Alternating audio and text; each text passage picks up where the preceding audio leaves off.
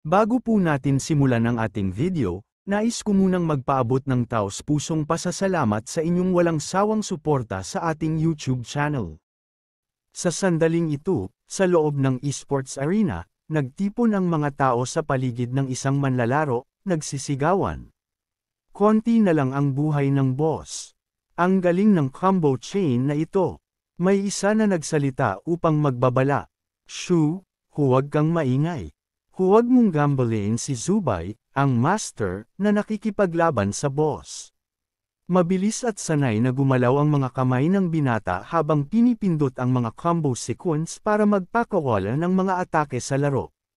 Nang bumaba sa 10% na lamang ang buhay ng boss, halata ang pagkabahala sa mukha ng binata at ng mga manunood.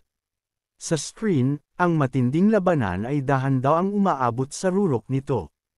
Malinaw na parehong labis ang tensyon ng bida at kontrabida. Biglang sumigaw ang kontrabida na puno ng sigla at sa malalim na tinig ay nagsalita. Manghihimasok, iniisip mo ba talagang kaya mo akong talunin? Hindi pinansin ng bida ang mga pagbabanta ng kontrabida. Itinaas pa rin niya ang kanyang espada at buong tapang na sumigaw. Diyos ang pumapatay sa Diyos. Demonyo ang pumupuksa sa demonyo. Ngayon, tiyak na tatapusin kita. Kasing bilis ng liwanag, inihampas ng bida ang kanyang espada at pinilas sa dalawa ang kontrabida. Agad na tumunog ang anunsyo ng pagkumpleto ng antas.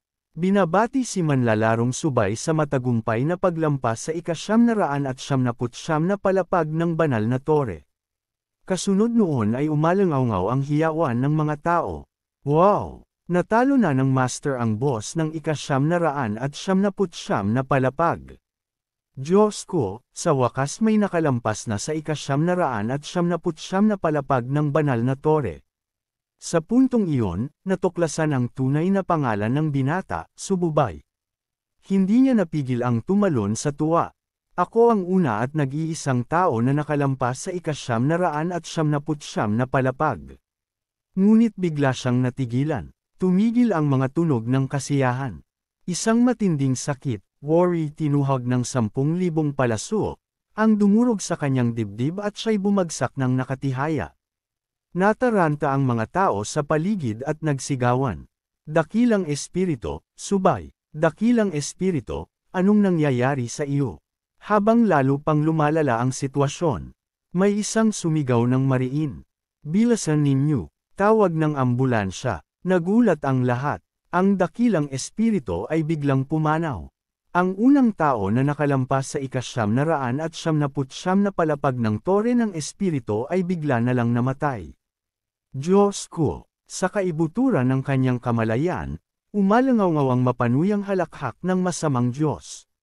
Manghihimasok, iniisip mo ba talagang kaya mo akong talunin? Ang kanyang isipan, wala nang malinaw na direksyon, ay nalunod sa kalituhan.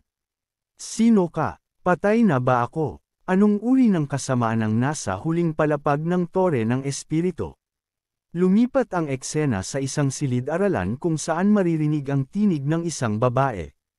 Ang tore ng espiritu, mula nang bumaba ito sa mundo 10 taon na ang nakalipas, ay lubos na nagbago sa kabuoang kalakaran ng Leinang. Inililipat ang sangkatauhan mula sa teknolohikal na panahon patungo sa panahon ng mga kapangyarihan.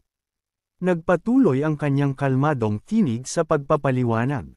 Pumasok ang sangkatauhan sa isang mundong puno ng mababangas na halimaw at di mabilang na mga angkan ng mga demonyong nakikipamuhay kasabay natin. At natural lamang, kasabay ng mga panganib ay dumarating din ang napakaraming gantimpala. Sa bawat palapag ng tore ng espiritu na nasasakop, nakakatanggap ang manlalaro ng kaukulang gantimpala. Lumabas ang mga imahe ng iba't ibang halimaw at mga mahalagang kayamanan. Dahil sa mga yamang nakukuha mula sa banal na tore, mabilis na umunlad ang sangkatauhan. Ang antas ng pamumuhay at maging ang teknolohiya ay naitaas sa mas mataas na lebel. Ang boses ng babae ay tila bayani, worry nagpapalakas ng loob ng mga nagsasanay. Kayo ay haharap na sa pinakamahalagang sandali ng inyong buhay. Handa na ba kayong pumasok sa banal na tore? Isang kamay ang biglang tumaas mula sa ibaba at buong siglang sumigaw. Handa na, isa itong matabang binata na mukhang matipuno, sabay ng arap ng malakas. Kailangan kong makuha ang SSS Plus Transfer Crystal para makapasok sa Combat System Transfer. Sa sandaling iyon, nabigla at naguluhan si Subay. Hindi ba bigla akong namatay kanina? Naisip niya. Hindi mapigilan ng mga kaibigan sa paligid na asarin siya. Tigilan mo nga ako sa kakatawa. Mahigit 10 taon na mula nang bumaba ang banal na tore pero wala pang 10 SSS Plus Transfer Crystal ang lumilitaw. Umuwi ka na lang at matulog, kaibigan. Nang marinig ni Subay ang pangalang banal na tore, bahagya siyang natigilan. Ngunit nagpatuloy pa rin siya sa pakikinig habang abala ang mga nagsasanay sa pag-uusap tungkol sa kani-kanilang magiging landas. Isang maikling pagpapakilala sa mundo. Ang bansang ito ay tinatawag na Yanggua. Sa Yenyua, napakahigpit ng mga kinakailangan para makapasok sa banal na tore. Kailangan ay lampas 18 taong gulang at nakatapos ng mahahalagang kurso sa paaralan. Pagkatapos, matapos ang mahigit 10 taon ng masidhing pagsasanay, saka ka lamang kwalipikadong umakyat sa tore. Sa puntong ito, hindi na itago ni Subay ang kanyang pananabik. Sa screen, hindi ba ito ang larong banal na tore na minsan kong Neil Arrow? Maging ang mga klase ng karakter at ang tampok na SSS Plus Transfer Crystal na umiikot. Habang nakatingin siya sa electronic board na nakadisplay sa harap, hindi niya moari kung totoo ba ang lahat. Maaaring, napadpad ako sa parallel reality ng tore ng espiritu. Pero sa mundong ito, hanggang ika-79 na palapag pa lamang ang naakyat. Unti-unting naglaho sa kanyang isipan ang alaala ng biglaang atake sa puso. Sa sandaling iyon, dama niya ang kasiglahan ng buhay. Kung ganoon, hindi ba't gaya kong nakalampas na sa ika-999 na palapag ay malaya na akong gumala sa mundong ito. Nang maging magulo at maingay ang mga estudyante, biglang pinatama ng guro ang ruler ng malakas, dahilan upang agad silang tumahimik at maupo ng maayos. Isa-isa niyang nilapitan ang bawat mesa upang ipamahagi ang mga kristal na gagamitin para sa teleportation. Nagpatuloy ang tinig ng guro sa paggabay. Sa pagpiga ng kristal, maa-activate ang teleportation. Kitang-kita ang pananabik ng isang estudyanteng katabi ni Subay habang pinagmamasdan ang bawat isa na nagsimulang mag-teleport. Nagbigay pa ng huling basbas ang guro. Naway maging matagumpay ang inyong martial journey at maging maayos ang inyong paglalakbay. Hindi napigilan ni Subay ang mapangiting bahagya. Ferena, tore ng espiritu. Sa pagkakataong ito, ako si Sububay ang tiyak na sasakop sa mundong ito. Nang hindi nag-aatubili, agad niyang dinurog ang kristal. At siya'y biglang nasa loob na ng espasyo ng tore ng espiritu. Ngunit isang abiso ang lumabas, may error sa bagong account registration dahil may dati nang nakarehistro. Mabilis ang tibok ng kanyang puso. Ano ito? May nakarehistrong account. Posible bang napanatili pa ang aking main account mula sa lumang mundo? Kung ganoon, baka ako na ang maging kampyon ng lahat. Subalit agad na winasak ng malamig na tinig ng system ang kanyang ilusyon. Ding! Natuklasang hindi tugma ang account sa personal na impormasyon. Nabigo ang login. Sinusubukang burahin ang data. Naglahong parang bula ang kanyang pangarap na makakuha ng benepisyo ng walang kahirap-hirap. Inihayag ng system ang paggawa ng isang bagong account. Gayunpaman, nanatiling kalmado si Subay at sinuri ang paligid. Ito na iyon. Bumalik siya sa pamilyar na kapaligiran, ang Shinshuan Market Town, ang lugar kung saan bumibili ng kagamitan at supply ang mga baguhan bago pumasok sa tore ng Diyos. Isang biglaang notification ng bagong mensahe ang lumabas, ikinagulat niya ng kaunti. Ha! May isa pang mensahe. Sino ang nagpadala nito sa akin? Isang wristband na may mukha ng relo ang biglang lumitaw, ang gantimpala sa kanyang paglampas sa ika-999 na palapag ng tore ng Diyos. Ito ay walang iba kundi ang pinakamataas na banal na artepakto, ang Clock of All Things. Nangamot ng ulo si Subay, iniisip. Ano ba itong Clock of All Things? At tinawag pa itong Supreme Divine Artifact. Isang maikling paglalarawan ng tier system ng tore ng Diyos. Maging kagamitan o mga gamit, ang kalidad ay nirerango ayon sa kulay, mula puti-abo hanggang pula kahel. Mula sa pinakapayak at karaniwan hanggang sa antas na legendary at epic ang rango ng mga gamit. Ngunit ang Clock of All Things ay lumalagpas sa lahat ng hangganan. Ang kalidad nito ay isang Supreme Divine Artifact na may world-class na kakayahan, kayang i-upgrade ang lahat ng bagay na may 100% success rate sa halos walang gastos. Kahit hawak na niya ang bagay na maaaring magsiwalat kung sino talaga ang kanyang ama, hindi pa rin niya maunawaan ang tunay na kapangyarihan nito. Nakakagulat at nakalilito. Mas mabuting pumunta muna ako sa bayan, tingnan ang sitwasyon, at saka ko na lang ito aalamin. Mabilis, ginabayan ng kanyang mga lumang alaala, nagtungo si Subay sa isang pamilyar na tavern, ang mismong tavern kung saan nagsimula ang lahat. Naisip niya, naalala pa kaya ako ng landlady doon. Sa sandaling iyon, lumabas din ang isang system notification. Lahat ng attributes ay tumaas ng 10% para sa mga baguhan. Sa loob ng tavern, nagsisiksikan ang napakaraming manlalaro, maingay na tumutugon sa anunsyo. Isang dalaga ang masayang sumigaw. Ibig sabihin ng dagdag na 10% attribute boost ay mas malalakas ang mga manlalarong taga-US Yango. At tiyak na mas mataas din ang success rate ng job transitions kumpara sa iba pang bansa, tama ba? Si Subay, nakatayo sa gilid, ay hindi sila pinansin. Mas pinili niyang suriin ang kanyang sariling stats. Maliban sa kanyang napakataas ang kalidad na Universal Item Watch, lahat ng gamit niya ay karaniwang klase lamang, na nagdulot ng kaunting pangamba sa kanya. Ngayong ang Divine Tower ay isang realidad na, hindi na ito maituturing na simpleng laro. Kapag namatay ang manlalaro, totoong kamatayan na ang kapalit. Napakalaking tulong ang dagdag na 10% attributes sa rookie stage, lalo na para sa mga job transitions. Biglang nag-prompt ang system. Ang Universal Watch ay nakadetect ng upgrades para sa short sword equipment at cloth armor.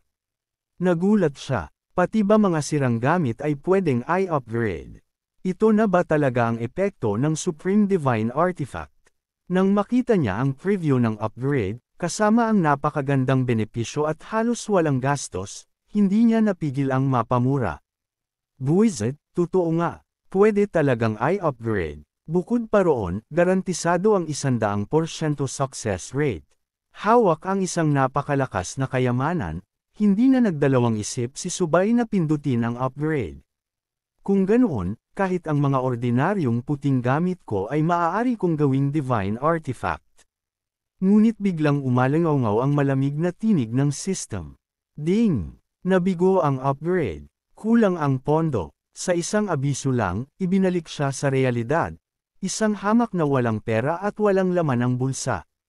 Iniwan niya muna ang plano sa pag-upgrade at muling pinatatag ang kanyang loob.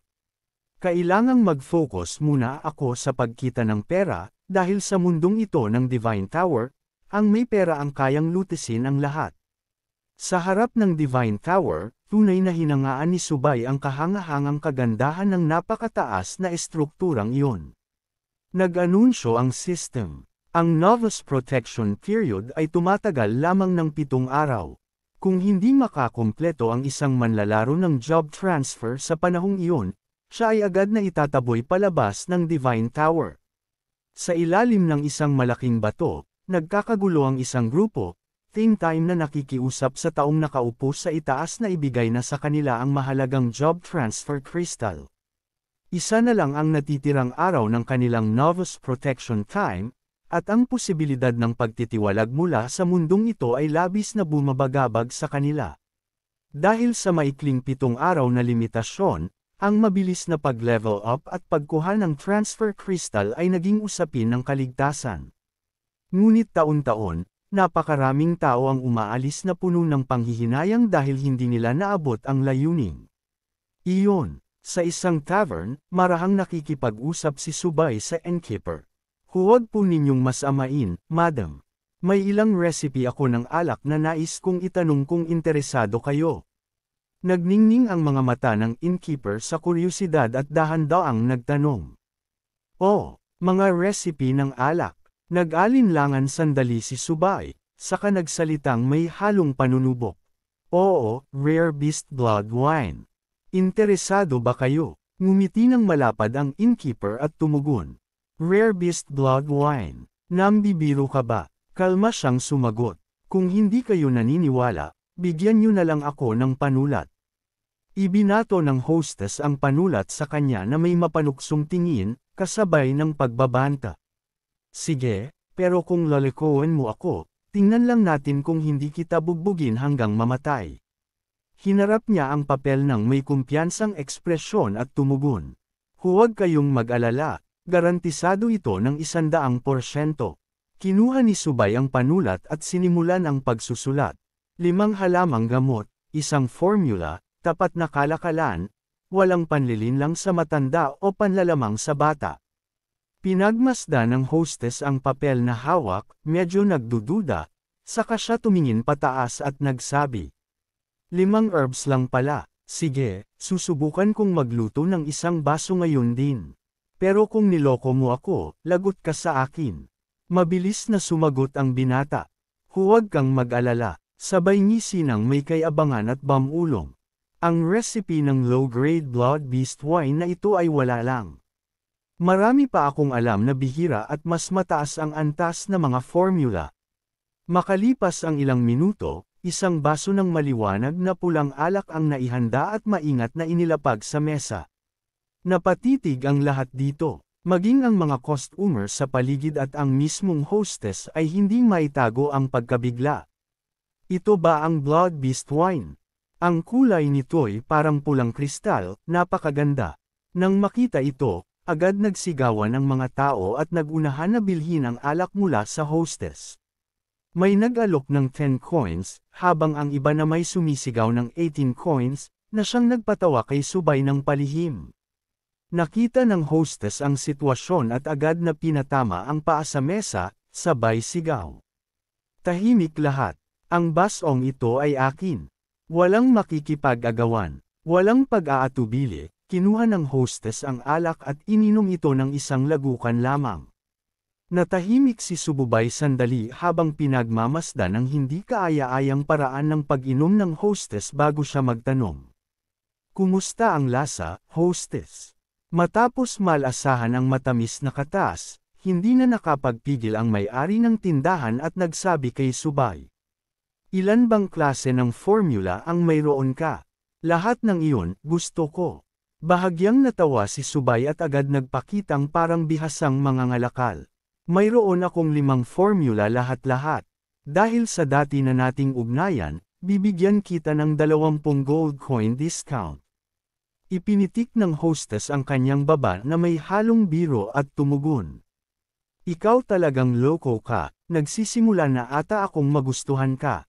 Sa lokal na sistema ng pera, 1 gold coin katumbas 10 silver ingots katumbas 10,000 copper coins. Masayang pinisil ni Subay ang kanyang supot ng pera at naisip. Hindi masama, kumikita agad ako ng 20 gold coins. Sapat na ito para i-upgrade ang everything time system ng sabay-sabay. Bilang pakitang gilas, malakas na ibinagsak ng hostess ang 1 short sword sa mesa at nagsabi. Hindi ako kukuha ng lamang sayo. Ituring mong libreng regalo ang short sword na ito. Labis ang tuwa at gulat ni Subay. Excellent grade short sword. Hindi masama, hostess. Agad siyang nagpaalam at umalis dahil abala pa siya. Ngunit bago siya tuluyang mawala, sumigaw ang hostess. Kung may iba ka pang rare formula sa hinaharap, bibilhin ko pa rin. Bahagyang ngumiti si Subay. Huwag kang mag-alala. Sa lahat ng bagay, matagal na rin tayong magkakilala.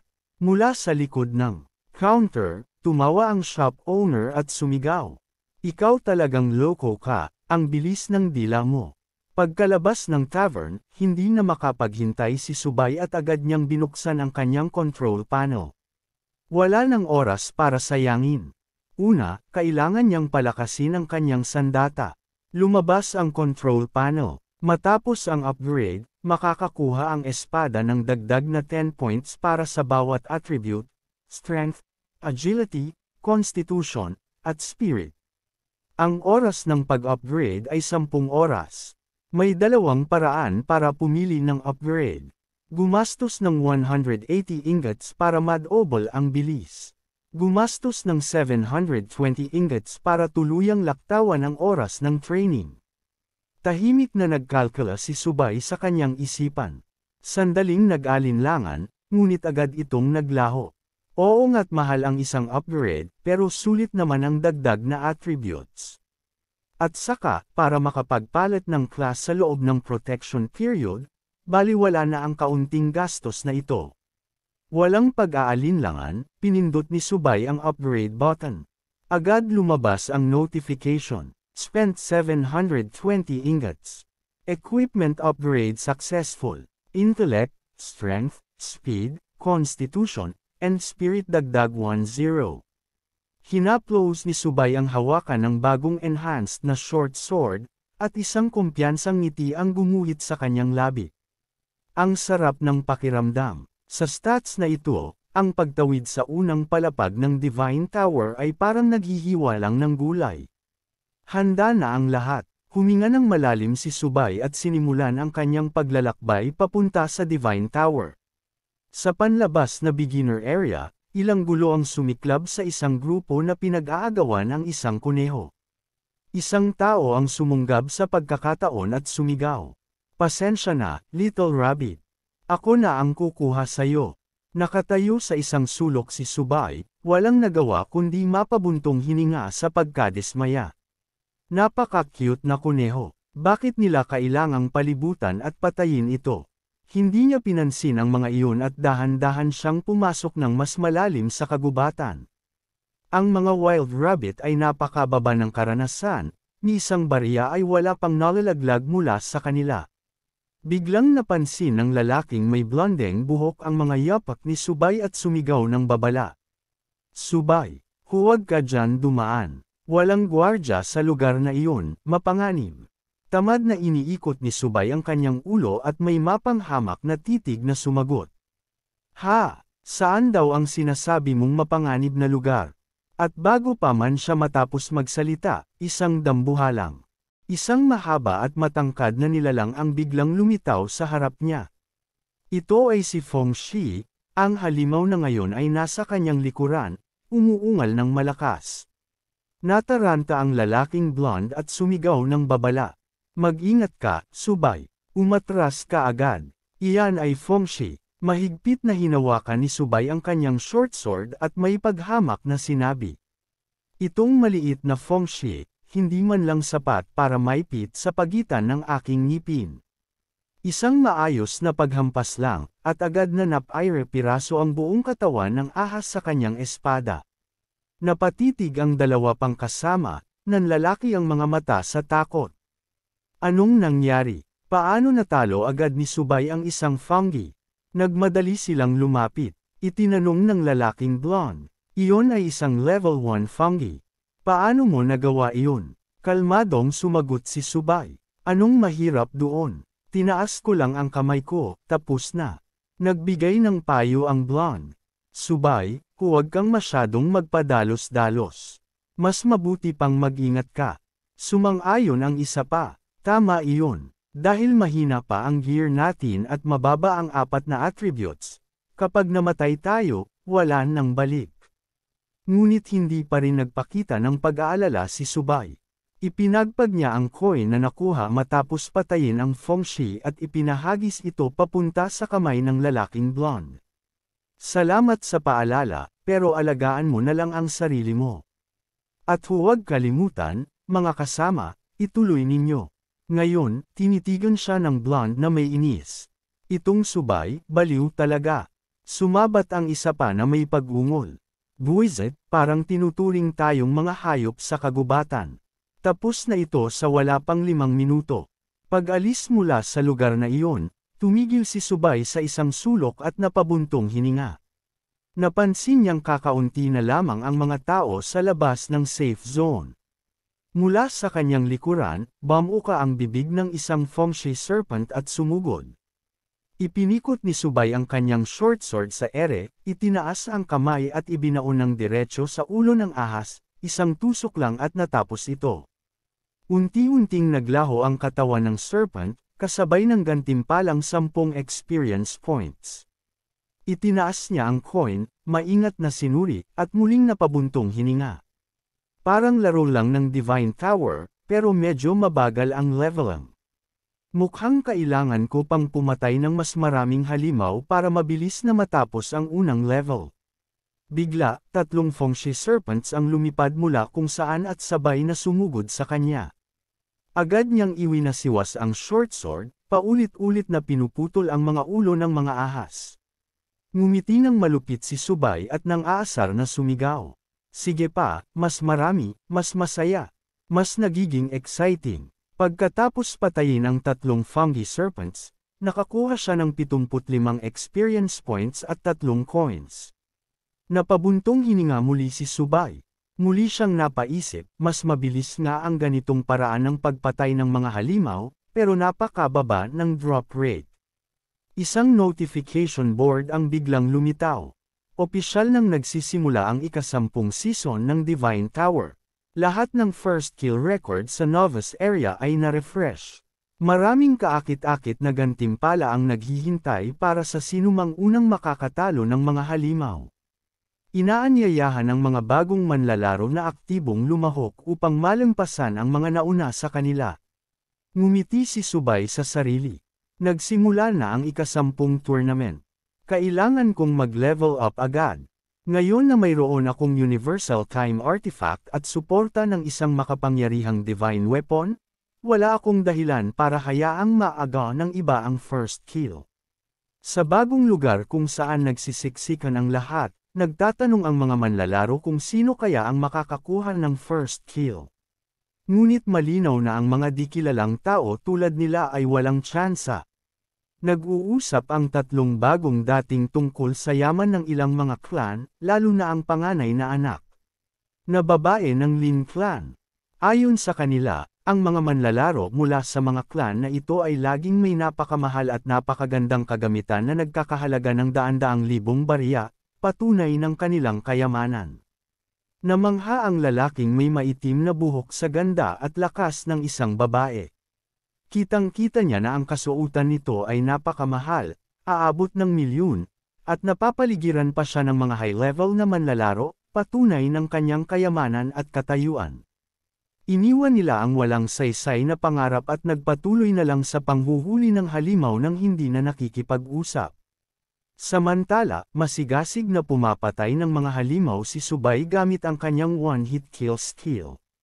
3 beses ang pinsala na kanyang ibinibigay, dahilan para maubos agad ang mga halimaw.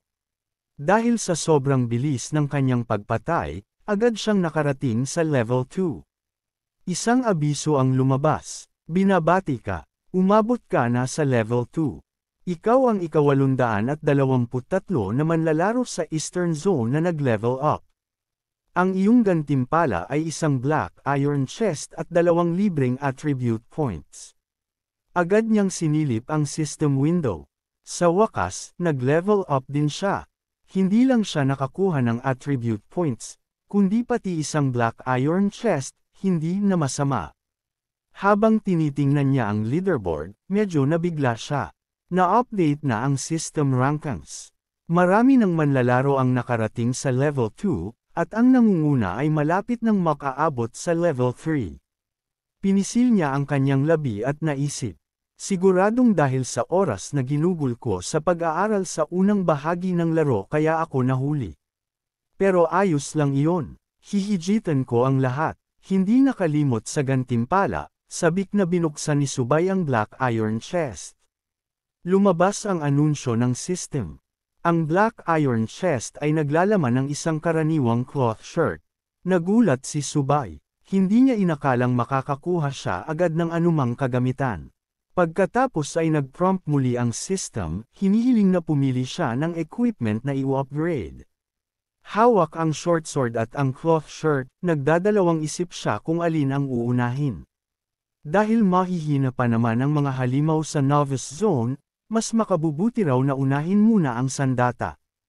Itinaas ni Subay ang short sword para i-upgrade ito. Tinanong siya ng system kung ilang beses niya gustong mag-training, maaari hanggang 8 ulit. Na-train na niya ito isang beses na may gastos na 50 coins. Kumpirmado ng system. Training successful. Ang Jingji Duanjin short sword ay na-upgrade sa lakas. Muling tumingin si Subay sa system board. Dahil limitadong hanggang 8 ulit lang, nagpasya siyang diretsyong i-max out ito. Gumastos siya ng halos 9,000 yen, pero buti na lang sapat pa ang kanyang pera. Naglabas ulit ng abiso ang system. Training confirmed, 7 ulit. Kabuoang bayad, mahigit 9,000 yen. Training succeeded. Ngayon, nasa kamay na niya ang short sword na inanunsyo ng system bilang Jingji Duanjin dagdag 8. Muli siyang binigyan ng impormasyon ng system tungkol sa Jingji Duanjin dagdag 8. Elite quality. Walang level restriction sa user. Magandang physical at magical attack stats. Dagdag na dagdag 10% attack speed. Hinawakan ni Subay ang short sword at napansin. Sa unang upgrade lang nadidagdagan ang basic attributes. Sa mga kasunod, puro attack power lang ang tumataas. Isinubok niyang iwas-iwas ang short sword at dama niya ang tibay at lakas nito. Sa dagdag na attributes, umabot na sa halos 100 points ang total attack. Bagamat elite grade lang ang short sword, ang mga attributes nito ay maihahambing na sa mga rare type. Tunay nga, lahat ng bagay sa panahong ito ay para bang divine equipment. Tumapak siya pasulong, determinado na agad na pumasok sa unang palapag ng Divine Tower. Nandoon ang boss sa rookie area, at handa na siyang humarap sa kamatayan. Ngunit muli na namang lumabas ang system at nagsabi, sa unang araw, 10 beses lang lumalabas ang mga halimaw sa rookie area. Kailangang mapatay sila upang makakuha ng karapatang makapasok sa unang palapag ng Divine Tower. Kahit pa bumuo ng mga grupo para pumatay ng mga halimaw, limitado pa rin ang bilang ng mga papayagang makapasok sa tore sa unang araw. Malinaw na ang first kill record ng bagong season ay malamang mapupunta sa isa sa kanila. Dahan-daang pumasok si Subay sa kapatagan sa unahan. Ngunit bigla siyang nakarinig ng kakaibang ingay mula sa likod ng bangin, mga tunog ng labanan. Agad siyang nataranta at tumakbo patungo roon. Baka may nauna na. Hindi, dapat sa akin ang first kill. Sa loob ng bangin, isang grupo ng mga tao ang nakikipaglaban sa napakaraming goblin. Mamatay na kayo agad. Bilis, patuloy na suportahan. Dami-dami pa sila. Nagtago si Subay sa likod ng mga bato at napabulala sa nakita. Grabe, ang yaman nila. Ganito ba talaga kay Aman ang lahat ng bagong manlalaro? Wala ni isa sa kanila ang may gamit na mas mababa sa elite level. Muling napako ang tingin niya sa anak ng Lin clan, si Ling Yuan. Sa tabi niya ay nakatayo si Chong Fiai. Patuloy na namangha si Subay. Buo silang nababalutan ng bihira at mamahaling kasuotan. Kahit ang refined sword kung grade 8 ay mukhang walang kwenta na. Itinutok ni Ling Yuan ang kanyang espada sa unahan at nag-utos. Ikalawang koponan, higpitan ang porma sayon. Ikatlong koponan, kayo ang bahala sa logistics. Ipamahagi agad ang gamot, mabilis na mag-replenish. Agad na tumugon ang mga tauhan niya. Naiintindihan. Sumugod ang ikatlong koponan upang umatake, habang sina Ling Yuan at Chong Fiai ay nanatili sa kanilang pwesto. Bumaling si Chong Fiai at nagsabi, Ares, sa bilis na ito, tiyak na makakapasok tayo sa unang palapag ng God Tower. Ngunit nanatiling malamig ang ekspresyon ni Ling Yuan at sumagot, huwag maliitin ang Li Clan at Di Clan. Dahil maraming daan mula gubat hanggang kapatagan, hindi tiyak na hindi sila nasa likuran natin. Biglay tila nakaramdam ng presensya si Ling Yuan. Mabilis siyang lumingon at matalim na sumigaw. Sino dyan? Masayang lumabas si Subay at binati ang lahat. Ngunit may panghahamak na tanong si Chong Fei. Isang level 2 player. Anong team mo? Ngumiti si Subay at sumagot. Mag-isa lang akong gumagalaw, walang squad. Ituloy niyo lang ang laban, dumadaan lang ako. Pinisil ni Ling Yuan ang kanyang labi. Mahigpit na pinisil ni Ling Yuan ang labi, tumataas ang pagdududa sa kanyang puso. Buong team namin ay nakatop gear at halos kalahating oras bago nakalampas sa masukal na gubat, paano siyang nag-iisa lang. Tahimik na tumalikod si Subay at nagsabi, ituloy niyo lang. Ako'y mauuna na. Ngunit itinuro siya ni Chong Fei mula sa likuran at nagsumbong. Hindi maganda. Ginagamit lang tayo ng batang ito para ilabas ang maliliit na halimaw. Pagkatapos, siya ang sasamsam ng boss habang abala tayo. Pagkarinig nito, muling nag-utos si Ling Yuan. Squad 3, tigilan ang pag-replenish ng potions at makipag-ugnayan sa Squad 4 para umatake. Gamitin ang buong lakas para pigilan siya. Seryosong nag-isip si Ling Yuan. Sino ang mang-aagaw ng aking first kill? Sumunod agad ang mga tauhan niya at sumugod patungo kay Subay. Kalmado at nakangiting inis na inilabas ni Subay ang kanyang short sword. Nakakainis naman. Mga sarili niyong ang halimaw ang kalabanan niyo. Bakit kailangan niyo pang istorbohin ako? May pang-uuyam na sinabi si Chong Fei. Isang level 2 beginner na nagtatangkang lumaban. Mga tauhan, tapusin niyo agad siya. Huwag niyong antalahin ang first kill ng eldest miss. Sumugod ang kanyang mga alagad laban kay Subay. Ngunit hindi rin nagpigil si Subay. Sige, kung ganon, maglaro muna tayo. Isang palaso ang dumiretso kay Subay, pero mabilis niyang ginamit ang short sword upang salagin iyon. Nagulat si Ling Yuan. Nablock niya talaga. Sumugod ang mga tauhan niya upang patayin si Subay, ngunit ngumisi ito na puno ng panghahamak. Sa inyo lang kayo umaasa, at gusto niyo pa akong patayin. Sa isang mabilis na galaw, tinaga niya ang dibdib ng dalawang alagad na hindi nakahanda. Agad silang napasigaw habang ang matinding tama ay tumama sa kanilang dibdib. Hindi makapaniwala si Chong Fei at sumigaw. Paano ito nangyari? Samantala, isang pulang liwanag ang bomb alot sa katawan ni Subay, dahilan upang mag-ingat ang mga alagad. Nagbabala si Chong Fei, isang level 2 novice na natamba ng isang atake lang. Umatras agad, dahan-daang lumapit si Subay, nananatiling kalmado at walang pakialam. Oo, medyo mas malakas ako kaysa sa karaniwang baguhan, pero kung balak niyo akong patayin, kulang na kulang ang bilang niyo. Patuloy niyang inatake ang mga tauhan, dahan-daang nababawasan ang kanilang health bars. Muling nagutos si Chong Fei, puno ng kaba at galit. Umatras agad, bilis. Sabay turo kay Subay at nagbitiw ng pagbabanta. Pasaway, huwag kang masyadong mayabang. Alam mo ba kung anong klaseng tao ang ginulo mo? Sigaw ni Chong Fei. Umiling si Subay na may panghahamak. Kahit gaano ka pa katapang, kung haharangan mo ang aking daan, tiyak na masama ang kahihinat ninyo. Nagpantang ang tainga ni Chong Fei at nauutol sa galit, hindi makapagpaliwanag ng maayos. Agad namang sumigaw si Ling Yuan. Chong Fei, tumahimik ka. Mariin siyang tumingin pabalik kay Subay. Lumapit si Ling Yuan, alam niyang hindi basta-basta matatalo ang lalaki, at iniabot ang kamay. Nag-alok siya. Paano kung makipagkasundo na lang tayo? Nanatiling maingat si Subay, pinapanatili ang ligtas na distansya habang nagsalita sa mababa at nagulat na tinig. Kasunduan. Sige, sabihin mo. Nagdilim ang mga mata ni Ling Yuan, mas lalong naging mapagbantay. Kung nagawa niyang makarating dito ng mag-isa, at base sa ipinakita niyang galing kanina, hindi siya karaniwang manlalaro, naisip niya.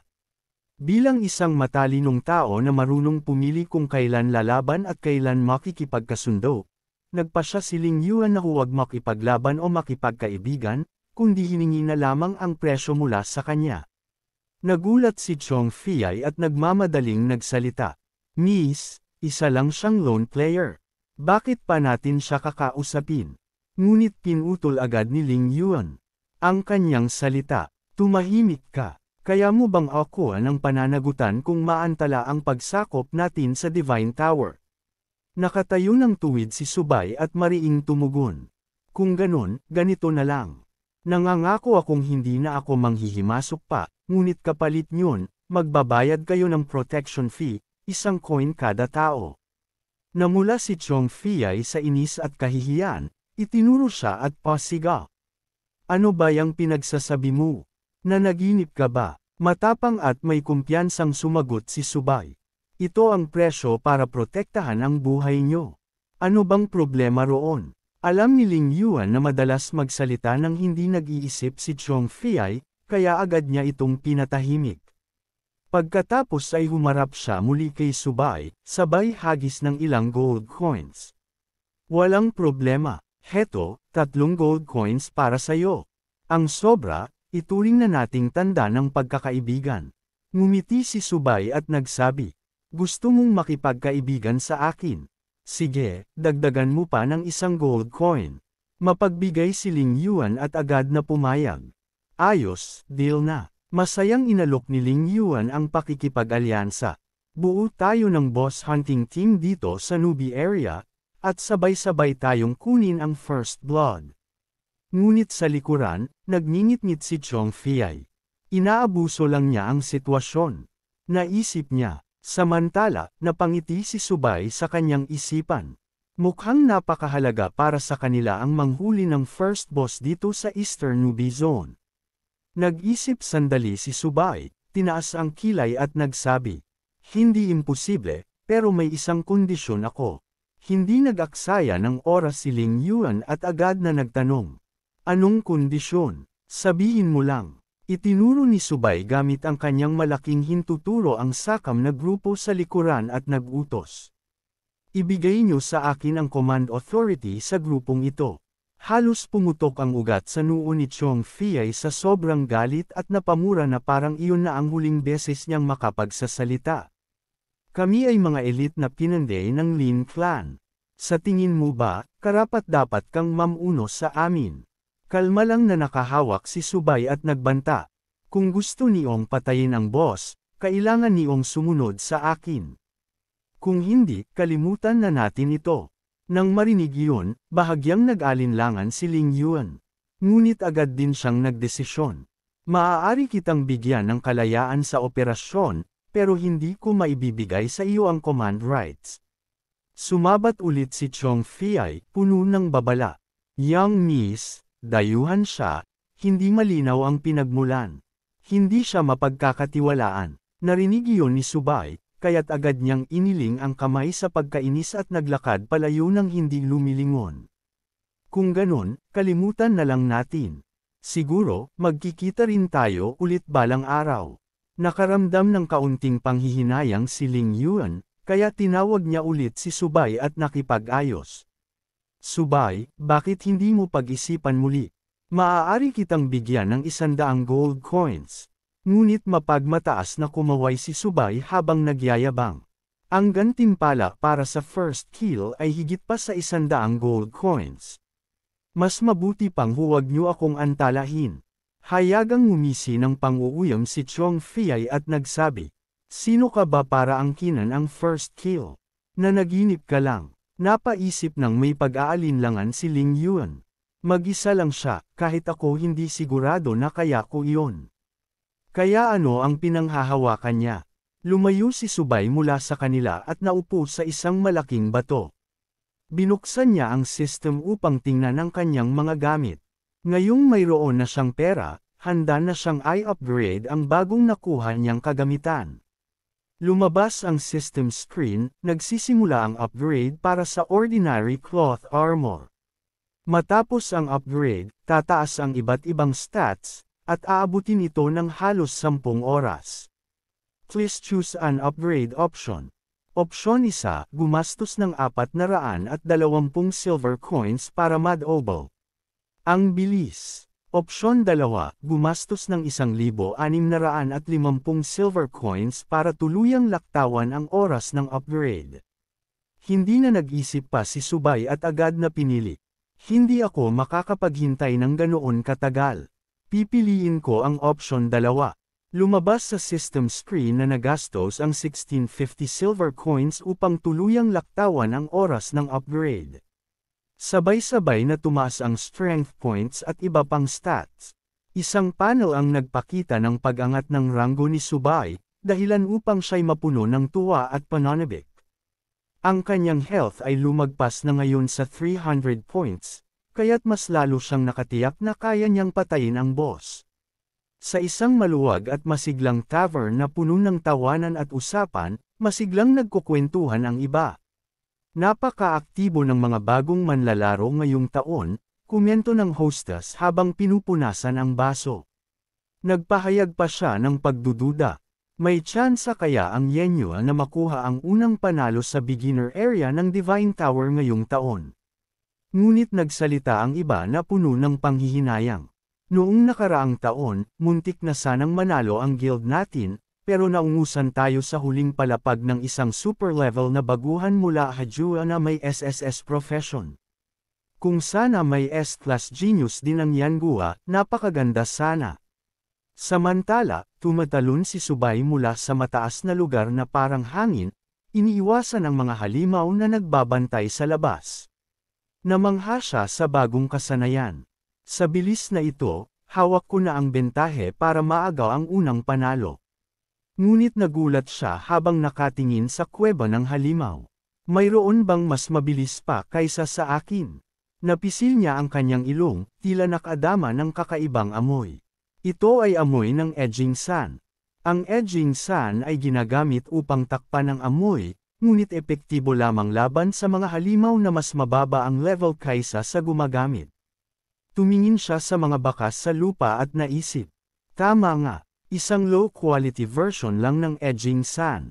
Pero napakamahal nito, aabot ng daan-daang libo. Talagang walang tipid ang mga mayayamang manlalaro. Sa loob ng kuweba, nakikipaglaban ang mga swordsman sa maliliit na halimaw, habang sa itaas ay nakaupo ang isang malaking boss, tahimik at hindi pa kumikilos. Diretsyong sumugod si Subay sa loob ng kuweba, winuwasak ang maliliit na halimaw, at lihim na nakahinga ng maluwag dahil hindi pa gumagalaw ang boss. Kung umatake agad iyon, kailangan ko pang maghintay ng 1 oras para mag-respawn. Isang nagmamadaling swordsman ang sumigaw. Friends, may bagong mga baguhan na naman ang dumating. Sasalubungin mo ba sila? Ngunit may pang-uuyam na sagot si Wang Shi. Hindi na kailangan. Isa lang namang nag-iisang tao iyon. Lumabas ang isa pang babae na nagngangalang Liu Ian, tangan ang espada at nang-uuyam. Tingnan mo ang hanggal na iyon, naglalakas loob na kamkamin ang hindi kanya. Biglang nataranta ang isa pang swordsman at malakas na sumigaw. Tumingin kayo roon agad, parang susugod na siya sa boss. Diretsyong sumibat si Subay papunta sa boss, at bumaon ang maliit niyang kutsilyo direkta sa dibdib nito, dahilan upang ito'y umungol sa sakit. Nagngalit ang boss, tumayo, at hinarap siya. Ngunit buong tapang na tinaas ni Subay ang kanyang baba at tumitig dito. Halika, lumapit ka. Nakita ng mga swordsman ang eksenang iyon at nagtanong kay Wang Shi. Brother Wang, anong gagawin natin ngayon? Pupunta ba tayo roon at agawin? May pang-uuyam na tugon si Wang Shi. Aasa kayo sa kanya, walang banta iyan. Ilang hampas lang ng boss at tiyak na nagbibilang na siya ng numero. Sumang-ayon si Liu Ian. Tama, isa lang siyang basurang walang silbi, hindi karapat-dapat ipagsugal ang buhay. Umindayog pababa ang malaking club ng boss, winasak ang lupa at mga bato sa paligid. Ngunit mahusay na naiwasan iyon ni Subay at nagdagdag pa ng pang-uuyam. Ikaw talagang Kurami, hindi ko inakalang babalikan pa kita ng Young Master. Sa matinding galit, sumigaw ang boss ng ubod lakas. Ngunit buong tapang at kumpiyansa namang sumugod si Subay. Ano ba ang ingay na iyan? Tanggapin mo na lang ang iyong kamatayan. Tumalon siya paitaas at mabilis na tumaga sa dibdib ng boss. Shan Yi. Agad na nabawasan ng 100 points ang critical blood ng goblin. Pagbagsak ni Subay, dumulas siya ng malayo sa lupa, habang ang boss ay umuungal sa sobrang sakit, pinapalo ang sariling ulo. Sa huling lakas nito, inihampas ng boss ang malaking pamalo sa lupa, ngunit mabilis siyang umatras at nakaiwas. Tinatangka mo akong tamaan. Napakabaguhan at kabagal mo pa. Muli niyang iwinasiwas ang kutsilyo, pababa mula sa itaas patungo sa boss. Ngumiti siya ng may kasiyahan. Tama nga, ang mahihinang bahagi ng Goblin King ay nasa dibdib, ibabang likod, at mga mata. Namangha si Liu Yan sa eksena at sumigaw. Brother Wong, parang nailagan niya ang ilang atake ng boss. Hindi makapaniwala si Wong Shi, tila imposible para sa kanya ang nakikita. Maging si Ling Yuan ay unti-unting na-realize ang bigat ng sitwasyon. Brother Tuch, ano ang gagawin natin? Nagngit-ngit si Wong Shi, hindi makapaniwala. Paanong nailagan ng batang ito ang lahat ng atake? At higit pa roon, lahat ng tatlong atake niya ay critical hits. Imposible. Lubos na namangha si Liu Yan sa kakayahan ni Sububay. Dodging, iyon ay teknik na alam lang ng iilang high-level players. Sa puntong iyon, halos maubos na ang health bar ng Goblin King. Natarante si Liu Yan, takot na maagawan ng kredito. Brother Tooth Thatch, anong gagawin natin? Papatahin na ba natin siya agad? Ngunit tila nag-iisip si Wong Shi, saka malamig na ngumisi ng may panghahamak. Hindi kailangang magmadali. Kahit gaano pa siya kalakas, hindi niya kayang patayin ang boss ng mag-isa. Matamang pinanood niya ang labanan, tulad ng isang mangangaso na naghihintay sa oras ng pagbagsak ng kanyang biktima. Hintayin na lang natin. Tulad ng mantas na sumusugod sa kuliglig, hindi niya alam na may maya sa kanyang likuran. Kapag malapit na siyang mabaigo, doon tayo sisindek. Muling tumalon si Subay at tumaga mula dibdib pababa sa tiyan ng Goblin King, dahilan upang mapasigaw ito sa sakit. Nagningning ang kanyang mga mata sa matinding tapang at kumpiyansa. Ang pagtalo sa iyo ay mas madali pa kaysa sa paghiwa ng pipino o gulay. Muling sumugod ang Goblin King na may matinding galit, inihampas ang malaking pamalo. Napakabilis nito, hinihiwa ang hangin, ngunit bigo pa rin. Hindi natinag si Subay sa matinding pressure. Mabilis ang kanyang mga paa, walang tigil na. Lumalapit upang maglunsad ng kontra-atake. Ngayon, tinarget niya mismo ang mahina at vital na bahagi ng halimaw, isang critical hit na nagbawas ng 100 health points. Walang kwenta ang sigaw mo. Tingnan mo't kukunin ko ang isa sa mga bato mo. Biglang napasigaw ang Goblin King ng ubod lakas, tila nakaramdam ng nakamamatay na banta. Umalangaw-ngaw ang kanyang dagandong, dahilan upang mapatigil saglit si Subay. Ngunit nanatili siyang matatag, mahigpit na hawak ang kanyang sandata. Naisip niya agad ang plano ng Goblin. Tumatawag ka ng mga reinforcement. At biglang nagsilabasan ang maliliit na goblins mula sa iba't ibang direksyon, mabilis na sumugod upang atakihin ang grupo ni Wong Shi.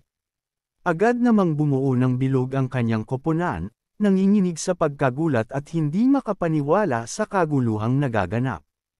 Napalitan ng takot at kaba ang kanilang mga mukha habang ang mga mababangas na halimaw na may dalang mga pamalo ay mabilis na lumusab sa kanila. Akala natin, malapit na nating malinis ang lugar. Ano na ang nangyayari dito? Unang napansin ni Liu Yan na nahihirapan si Subay sa pakikipaglaban sa Goblin King, na patuloy na umuungal sa kabila ng halos maubos ng health bar. Bilang isang boss, nagsisimula na itong tumawag ng Goblin Guard Squad. Mabilis na sumigaw si Wong Shi upang pakalmiin ang kanyang mga kasamahan at inayos ang kanilang battle formation upang harapin ang mga goblin. Lumipat sila sa isang offensive formation, sinisikap basagin ang pag-ikot ng mga kalaban. Nagpalakasan din ng loob ang mga kasamahan habang papalapit ang mga halimaw, sinusundan ang utos ni Shi.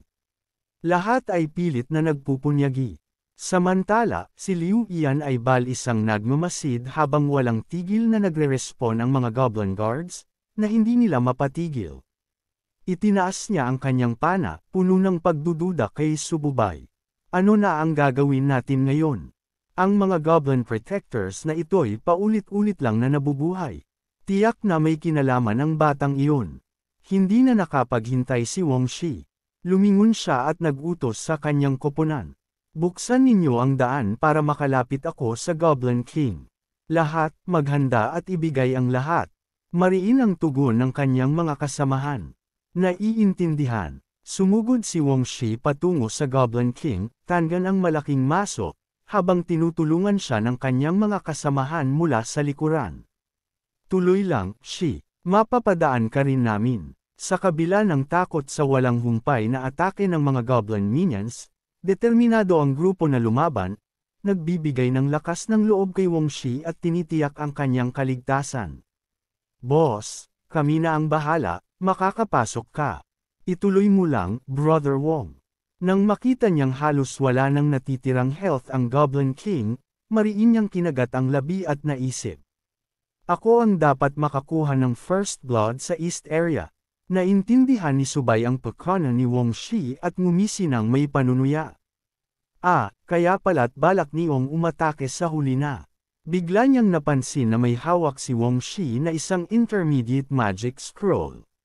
Lihim siyang humanga. Grabe, kayaman ng mga ito. Gusto nila akong agawan. Tingnan natin. Walang awa, inihagis ni Wang Shi ang scroll. Pagkabukas nito, lumitaw ang larawan ng naglalagablab na apoy. Mabilis siyang sumigaw. Batang ito, tapos ka na. Mauubos ka sa isang massacre. Mula sa painting, ang mga nag-aalimpuyong apoy ay nagsimulang kumondensa, nagiging isang apoy na kumikislap. Ang advanced magic scroll na nagkakahalaga ng 1,000 gold coins ay nasayang lamang. Walang pakialam na nilampasan ni Subay si Wang Shi. Matagal na niyang gustong turuan ng leksyon ang mga mayayamang manlalaro na mahilig mang-api ng mga karaniwang manlalaro, kaya't nang uuyam niyang sinabi. Mas mabuti pang maghintay na lang kayo ng tahimik para sa panibagong monster respawn. Column. Kasabay nito, habang umaakyat si Subay sa susunod na antas, lumabas sa newbie lobby ang anunsyo ng kanyang pagkapanalo laban sa boss. Nag-ingay ang lahat nang makita ang hindi pamilyar na pangalan na tumalo sa Goblin King sa Eastern area. Nagtataka sila kung siya ba ay kabilang sa isang dakilang pamilya, dahil hindi ito napatay ng isa sa 3 pangunahing pamilya. Labis silang nagulat at nagdeklarang, tiyak na hindi siya isang ordinaryong tao. Alin kayang makapangyarihang pamilya ang nasa likod niya? Namangha rin ang mga kakilala ni Subay nang makita ang pamilyar na pangalan. Sandaling nagduda sila, ngunit agad ding ibinasura ang ideya. Isa lang siyang ulila, tiyak na kapangalan lang. Ngunit sina Chong Fiay at Lin Yuan ay nakilala siya, sabay bulalas ng may pagkagulat.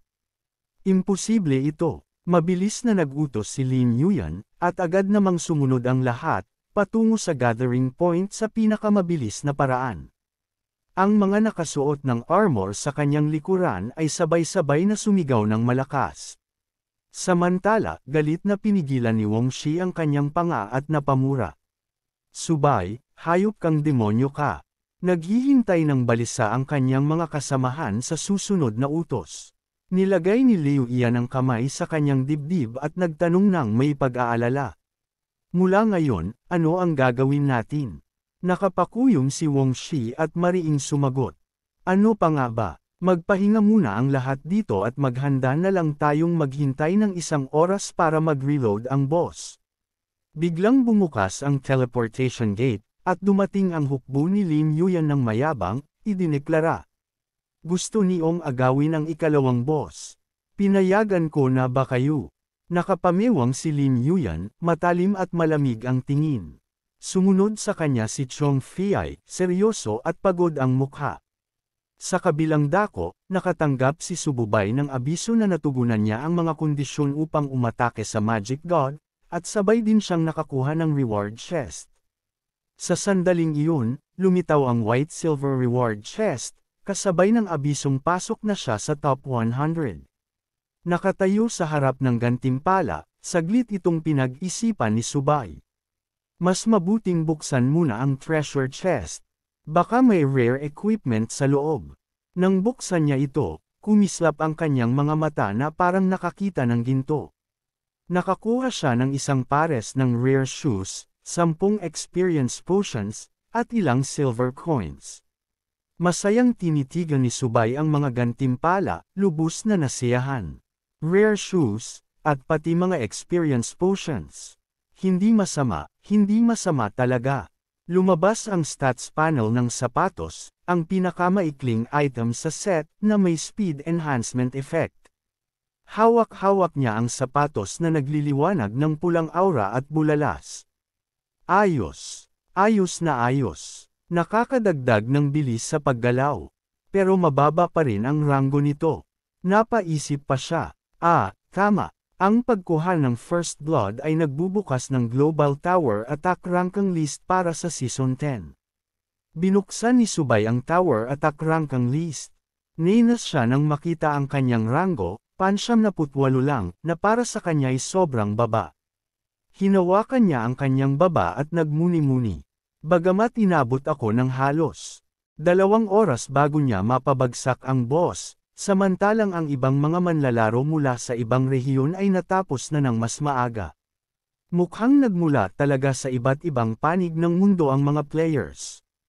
Upang mabilis na makapag-level up, uminom siya ng experience potion. Kailangan kong pamahalaan ng mabuti ang oras ko. Mas mabuting uminom na ako ng potion para makapag-level up agad. Pagkatapos inumin, itinapon niya ang walang lamang bote at nagtungo patungo sa teleport gate. Tingnan natin kung anong dungeon ang magiging unang palapag ng Divine Tower ngayong season. Paglabas niya mula sa teleport gate, napadpad si Subay sa isang madilim na nakasaradong espasyo. Napatingala siya sa higanting simboryo at namangha. Kaya pala, ang Dark Labyrinth Dungeon nga. Napansin niya ang mga kumikislap na pattern na nakaayos ng paalang sa kanyang paanan at lihim na humanga sa kakaibang disenyo ng Novice Labyrinth. Ang lugar na kinatatayuan niya ay tinatayang may medium difficulty, isang sapat na malaking hamon para sa mga baguhan. Sa bawat hakbang ni Subay, nagliliwanag ang mga tiles. Naalala niya kung paano tatahakin ang labyrinth. Forward, kanan, kanan, forward. Mabilis na tumalon si Subay sa malalaking hakbang, pakiramdam niya'y swerte siya. Tama nga, ito pa rin ang lumang ruta. Buti na lang, hindi ko nakalimutan kung paano dumaan sa maze na ito.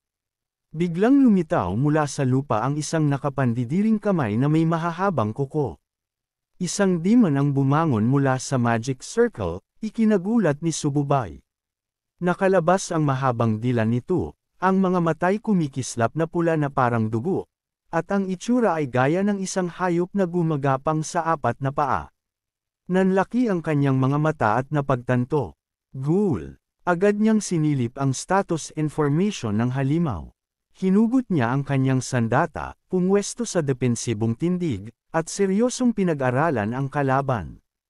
Ang ghoul ay may mataas na agility at attack attributes, kaya't kailangan niyang mag-ingat at huwag hayaang makalapit ito para sa grapple. Mabilis na umarangkada si Subay, at binasa ang pangalan ng skill, Taunt. Isang mabilis na hiwa ang pinakawalan niya, naiwan ang anino ng talam na dumaan sa katawan ng demonyo. Kung isa lang, madali lang itong kalabanan. Ngunit biglang may isa pang demonyo na lumitaw, nakatitig kay Subay na kakapapatay pa lang ng isa. Sumugod ito sa kanya ng ubod ng bilis. Mapupungay na mga matang uhaw sa dugo ang nakatitig sa kanya. Mabilis na nakilala ni Subay ang kalaban at agad siyang umatake. Umikot siya at tiyak na tinaga ang demonyo, isang critical hit, patay sa isang hampas. Matapos talunin ang 2 demonyo, nakakuha siya ng 40 experience points, kasabay ng pag-angat niya sa level 3, at tumanggap din ng dagdag na libreng attribute points. Binuksan niya ang status panel at seryosong sinuri ang kanyang stats. Pinagsama sa karanasang nakuha niya mula sa Goblin King, sa wakas ay nakarating na siya sa level 3. Biglang nagliwanag ang 2 ukit na plate sa rectangular na block, isa'y kulay asul dagat, at isa'y pula. Napakunot ang noo ni Subay, naalala ang kahulugan ng 2 kulay. Red Hard Mode, Blue Easy Mode. Yumigting ang kanyang pagiging mapusok. Para sa isang taong nakaabot na sa level 999, hindi siya natakot lumakad sa pulang parisukat. Natural lang, mas mahirap, mas malaki ang gantimpala. Sa sandaling iyon, lumitaw ang isang landas patungo sa gate ng high difficulty room sa harap mismo ng kanyang mga mata. Samantala, sa Yanguwa, sa loob ng main conference hall ng Chu Dynasty Guild Headquarters. Nakaharap si Zhao Wong sa isang mahabang mesa, seryoso at solemneng nakikinig habang nag-uulat ang sekretarya na hanggang ngayon ay maayos at matagumpay ang mga kilos ng talented young master. Mahigpit siyang nagpaalala, nakatindig ng tuwid. Ang pangunguna sa simula ay walang halaga. Ang tunay na panalo ay ang nag-aani ng huling resulta.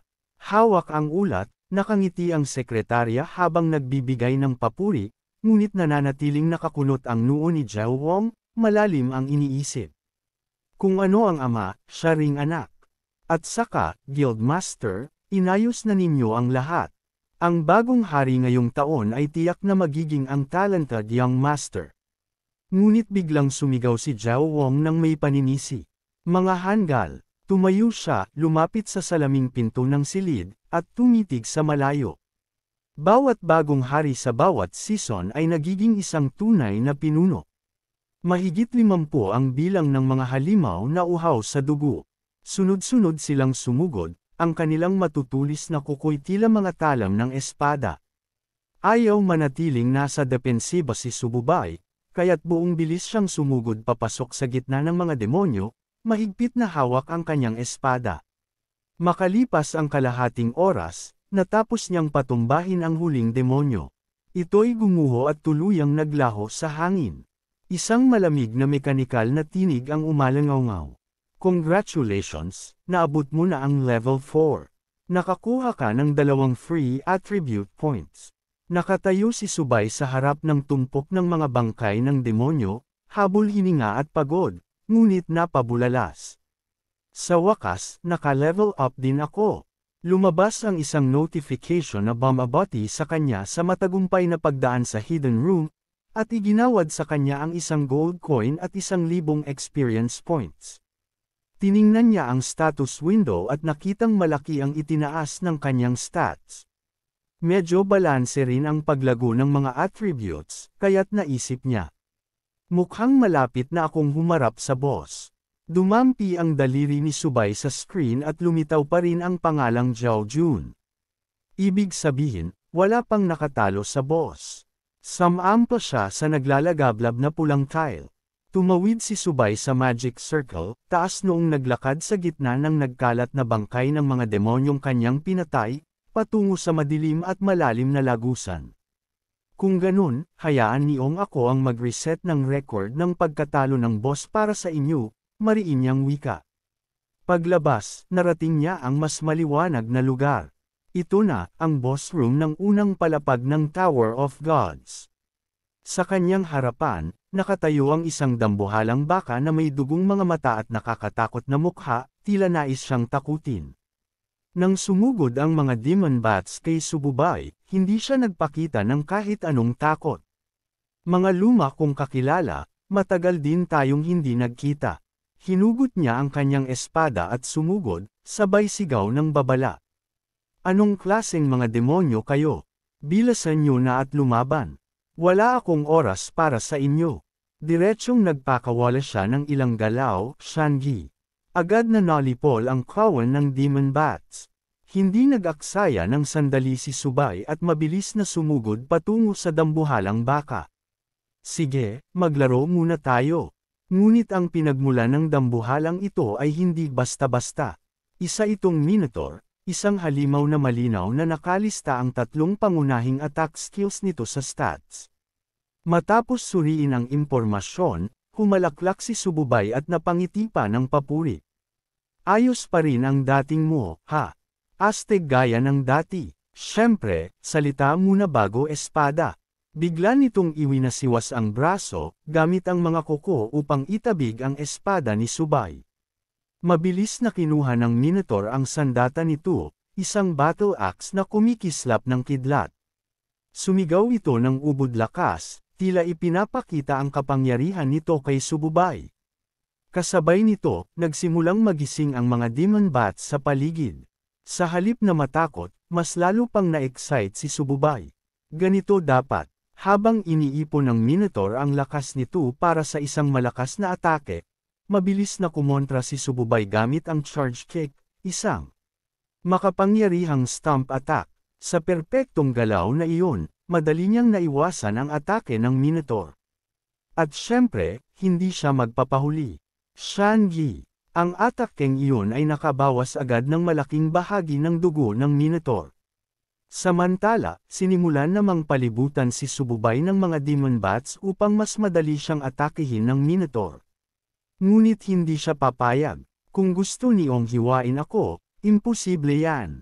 Kaya't nagpatuloy siya sa paggamit ng paborito niyang galaw, Shani, at sunod-sunod na malulupit na tama ang tumama sa mga kalaban. Sunod-sunod na tama ng espada ni Subay ang damapo sa Minotaur at sa mga demon bats. Dahilan upang magsisiwalat ng matinding sakit ang mga ito. Galit na galit ang Minotaur at nawalan ng kontrol, sinubukang durugan si Subay gamit ang kanyang paa. Biglang lumitaw ang isang umiikot na vortex ng enerhiya. Nagmistulang sesabog sa lakas ang Minotaur, binalot ng napakalakas na aura ang paligid.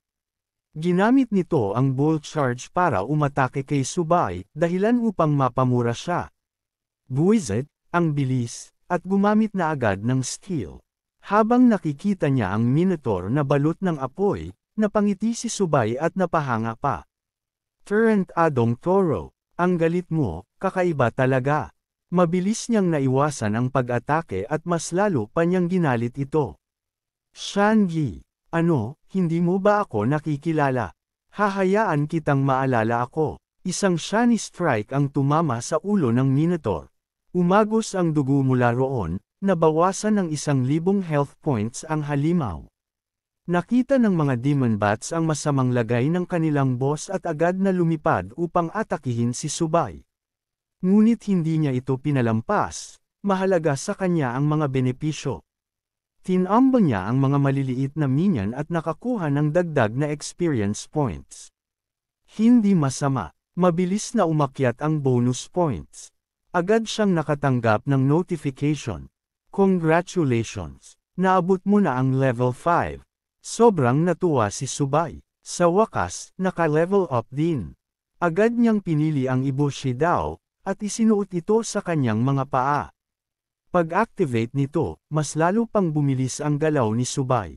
Nagngangalit ang Minotaur sa pagkakatanggap ng sunod-sunod na atake, ngunit hindi niya makuha si Subay. Halos sumabog ito sa galit, binalot ng pulang liwanag. Sa puntong ito, hindi na nito maunawaan ang paligid at basta na lang inaatake ang kahit anong mahuli nito. Sandaling nabigla si Subay. Buwisit, bakit ka naging ganito ka-wild agad? Ngunit lalo pa siyang na-excite. Kung ganun, maglaro tayo ng totoo. Gumalagala ang Minotaur, umuungal, hinahanap ang anino ni Subay. Maya-maya, lumitaw siya mula sa likuran nito at nang aasar na nagsabi. Hinahanap mo ba ako? Sumugod siya, at sa sandaling iyon, biglang nawala ang frenzy effect ng Minotaur. Mula sa itaas, lumitaw si Subay at nanguuyam na nagbitiw ng salita. Narito lang ako. Bago pa makarik ang Minotaur, isinaksak niya ang espada sa dibdib nito. Unti-unting bumababa ang HP bar ng halimaw.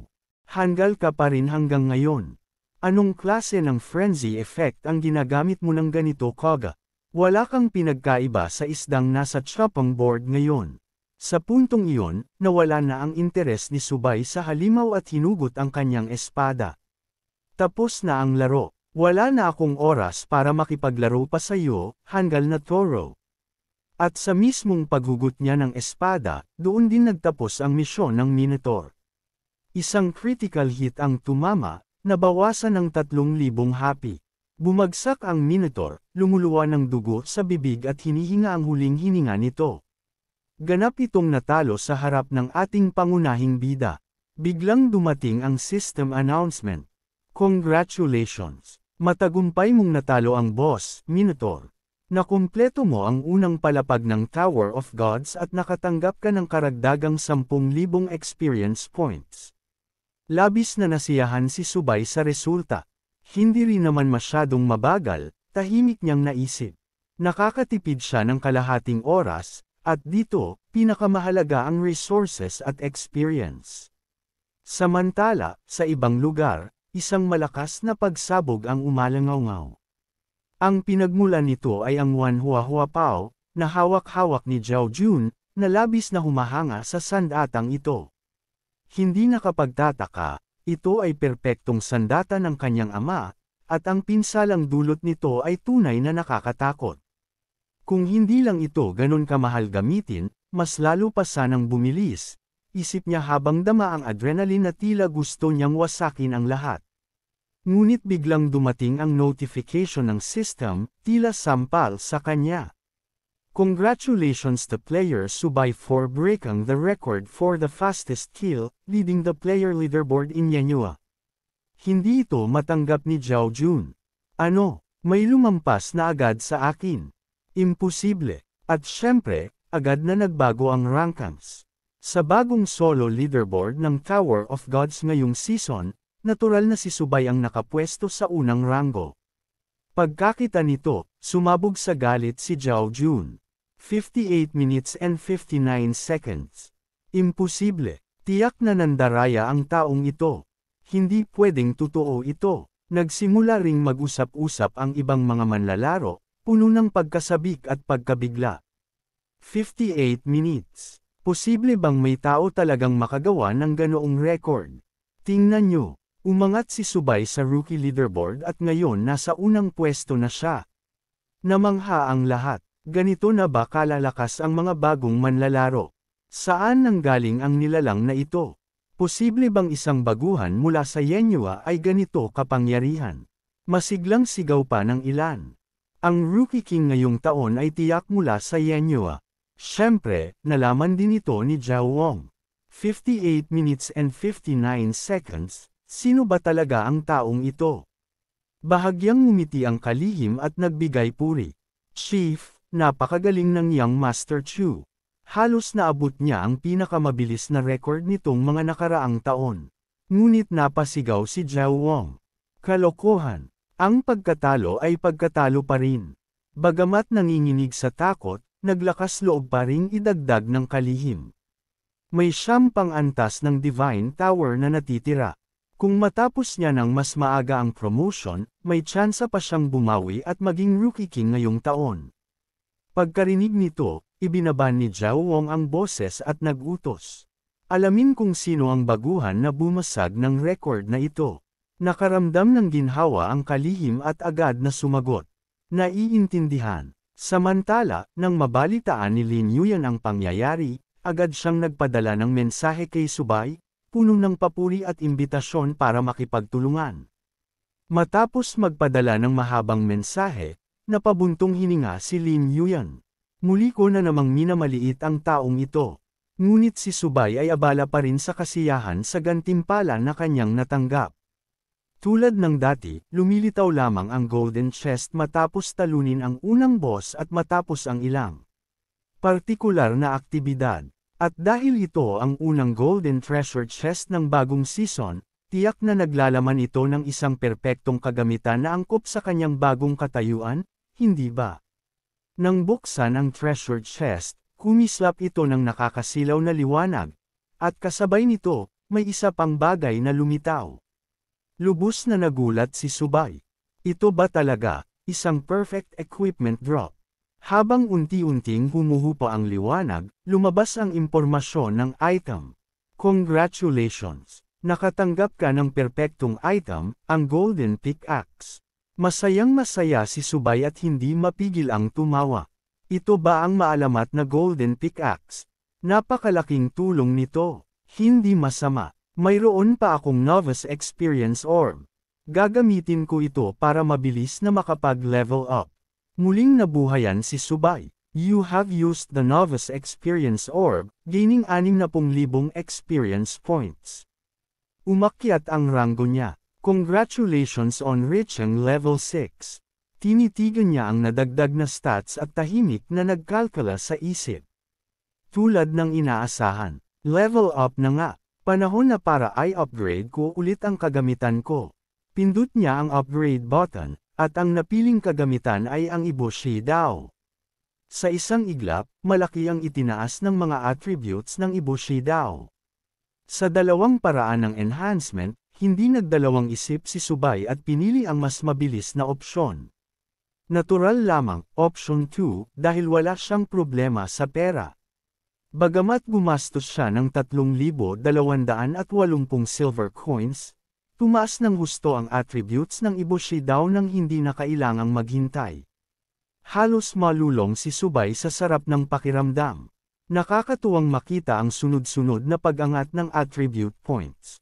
Napakasarap sa pakiramdam, ulitin pa natin. Kaya't patuloy siyang nagwaldas, in-upgrade pa ng 2 beses. Ngayon, malaki na ang pinagbago ng kanyang statistics. Lahat ng ito ay umangat, at naabot ang bagong antas. Masayang-masaya si Subay, iniisip. Ganito dapat. Hindi siya nag-aksaya ng oras.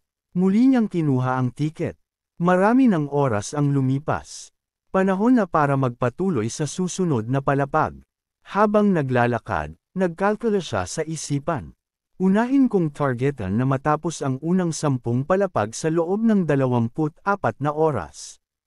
Ang kanyang susunod na destinasyon ay ang Naka-Desert. Agad siyang inabisuhan ng system na pumasok na siya sa dungeon. You have entered the Naka-Desert.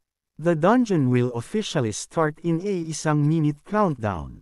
The first wave of monsters is about to attack. Maingat na pinagmasdan ni Subay ang paligid. Ikalawang palapag, ang Naka-Desert pala. Naalala niya ang dungeon rule para dito. Kailangang makatiis ng 10 waves ng monster ambushes. Ngunit naiinis siya. Napakabagal. Kailangan kong humanap ng paraan para pabilisin ang paglabas ng mga halimaw. Biglang lumitaw mula sa kanyang likuran ang isang halimaw. Ibinigay agad ng system ang impormasyon, serrated lizard. At hindi lang iisa, napakarami ng serrated lizards. Napakunot ang noo ni Subay. Masyadong mabagal ang bilis nito. Kung ganito ang kesang, maaapektuhan ang tsansa kong makabura ng bagong record. Kailangan kong ako na ang magpakilos para bumilis ang progreso. Masyado kayong mabagal. Kaya ako na mismo ang aatake. Sa isang kisap mata, pinaire-piraso ni Subay ang kawan ng serrated lizards. Mabilis na bumagsak ang kanilang health bar. Agad naglabas ang system ng abiso. Congratulations! You have destroyed the first wave of serrated lizard attacks. The second wave of monsters will refresh after 1 minute. Kahanga-hanga ang naging progreso ni Subay. Kung dati inaabot ng 10 minuto, ngayon ay wala pang 2 minuto na tatapos na niya ang wave.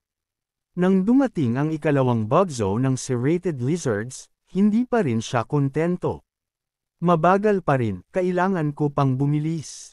Inactivate niya ang epekto ng Ibushi Dao. Dahil sa kapangyarihan ng kayamanang ito, hindi man lang siya mag-ausa ng mga serrated lizards. Masaya siyang sumigaw. Kung ang buhay na ito'y nagbigay na sa akin ng ganitong magandang simula, hayaan niyong basagin ko ang lahat ng record na itinakda ko sa mga nakaraang buhay. Sunod-sunod ang tunog ng system, nag-a-announce ng congratulations at countdown tuwing nalilinis niya ang mga serrated lizards. Pagkatapos, nagtuloy-tuloy siya patungo sa boss room ng ikalawang palapag. Sabay atake at panunukso niya sa Little Werewolf. Bakit hindi ka nalang sumunod at mamatay ng tahimik? Muling sunod-sunod ang malalalim na hiwa ni Subay, hanggang sa mapasigaw siya. Die! At syempre, muling nagpatunog ang system ng pamilyar na notification. Congratulations! You have defeated the boss, Desert Fong. You have passed the 2nd floor of the Divine Tower and received a ticket to the 3rd floor of the Divine Tower. Kasabay ng pagkatalo ng boss, lumabas ang information board para kay Desert Fong, at sunod-sunod din ang tunog ng mga gantimpala. Nakita ni Subay ang treasure chest at hindi mapigil ang ngumiti ng malaki. Golden chest. Tingnan natin kung anong kayamanang laman nito ngayon. Nang mabuksan, ito ay isang pambihirang bagay. Congratulations! You have obtained a perfect grade piece of equipment. Zinlin Armor. Lumabas ang buong detalye ng attributes ng armor. Tuwa na tuwa si Subay. Isa na namang perfect grade equipment. Pakiramdam niya'y parang nakatsamba lang siya, gaya ng pag-apak sa tae ng aso sa daan. Siyempre, kailangang agad ay upgrade ang kayamanang ito. Starting upgrade, Zinlin Armor. Please select the nurturing option. Hindi na nagdalawang isip si Sububay. Pinindot agad niya ang upgrade button para maiangat ito ng isang beses. Kung masyadong tumaas ang level ng kagamitan, baka hindi niya ito magamit. Isang buong gold coin ang nawala, at tumaas lang ng dagdag 1 point ang armor. Napabuntong hininga siya, medyo naiinis. Sobrang mahal, pero sulit naman. Perfect grade nga kasi. Sa liwanag ng armor, napansin niya na lahat ng iba pang kagamitan sa paligid ay biglang mukhang pang top tier na rin. Mahigpit na tinikom ni Subay ang kanyang kamao, dama ang kasiyahan. Kasabay nito, lumabas ang system panel, ipinapakita na nagamit na niya ang Novice Experience Orb. Patuloy na tumataas ang kanyang experience points. 50,000 zapi, hindi masama. Hindi nagtagal, lumutang sa ere ang kanyang character attribute panel. Maganda ang stats, balanseng malakas. Third floor, let's go, sigaw niya.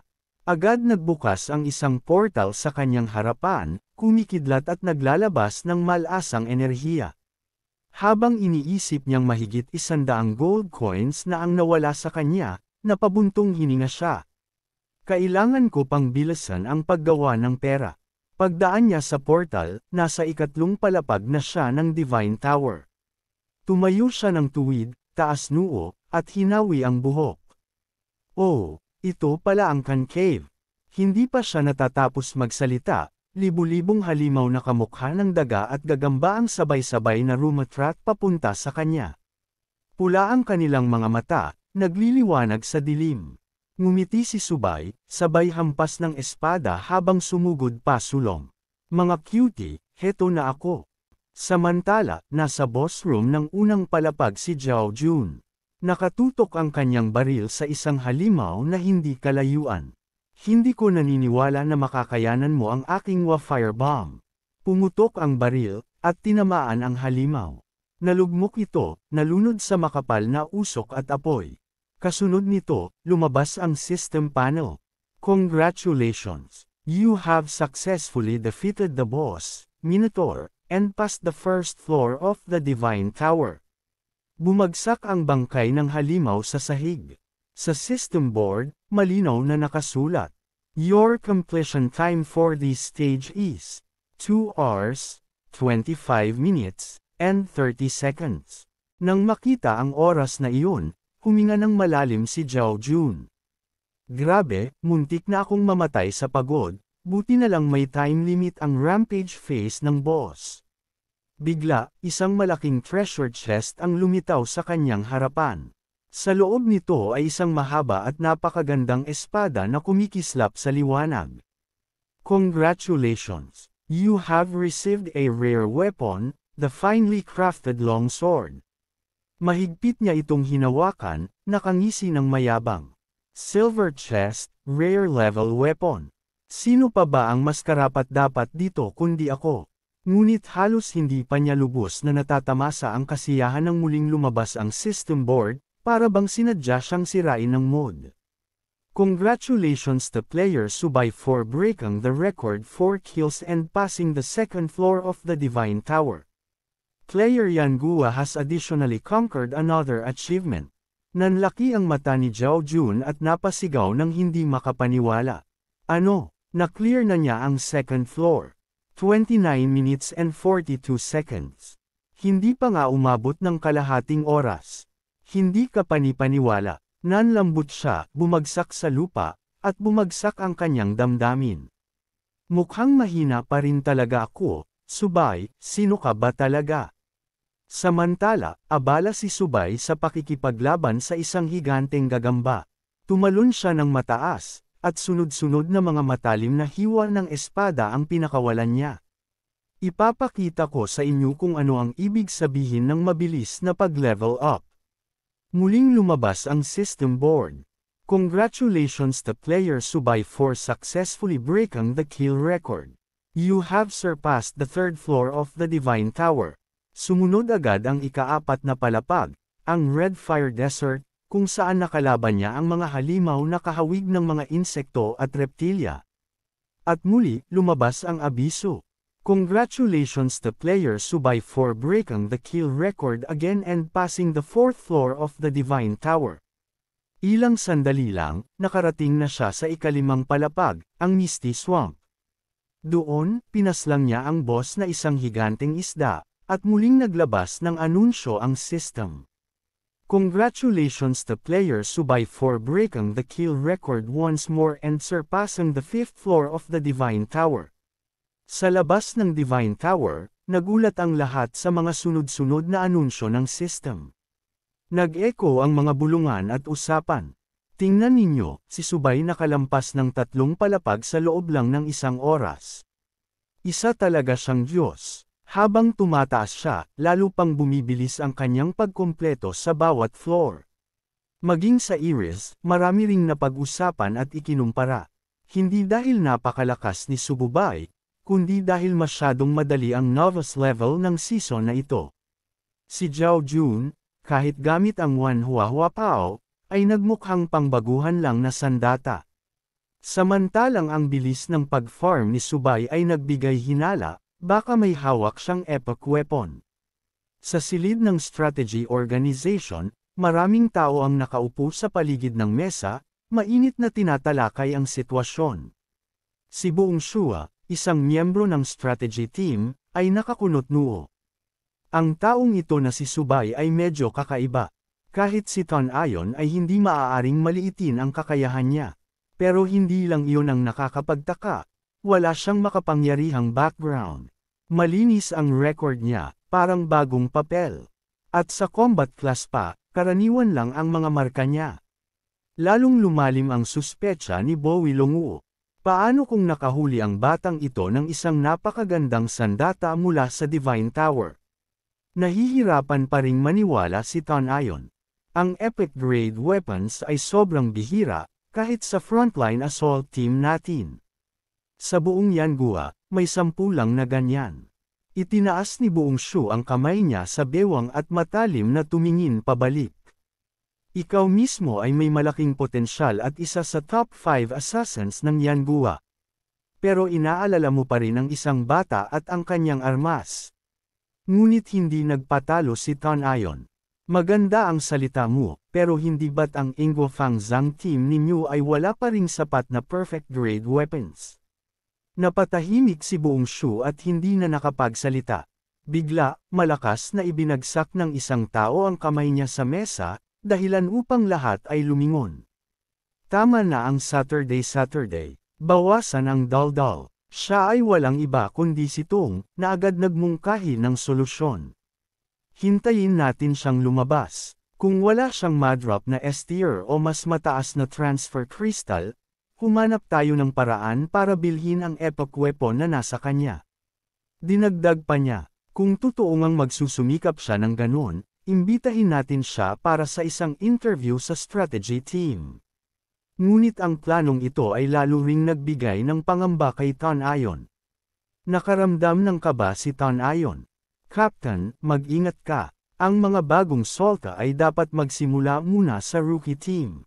Kapag may resulta na sila, doon lang sila lilipat sa third line team at saka tuloy-tuloy pataas. Ngunit biglang tumayo si Tu Xiong bago pa siya makapagtapos. Nakakunot ang noo nito, halatang hindi sang-ayon. Hindi ba malinaw sa iyo kung anong antas ng mga rookie team nitong nakaraang 2 taon?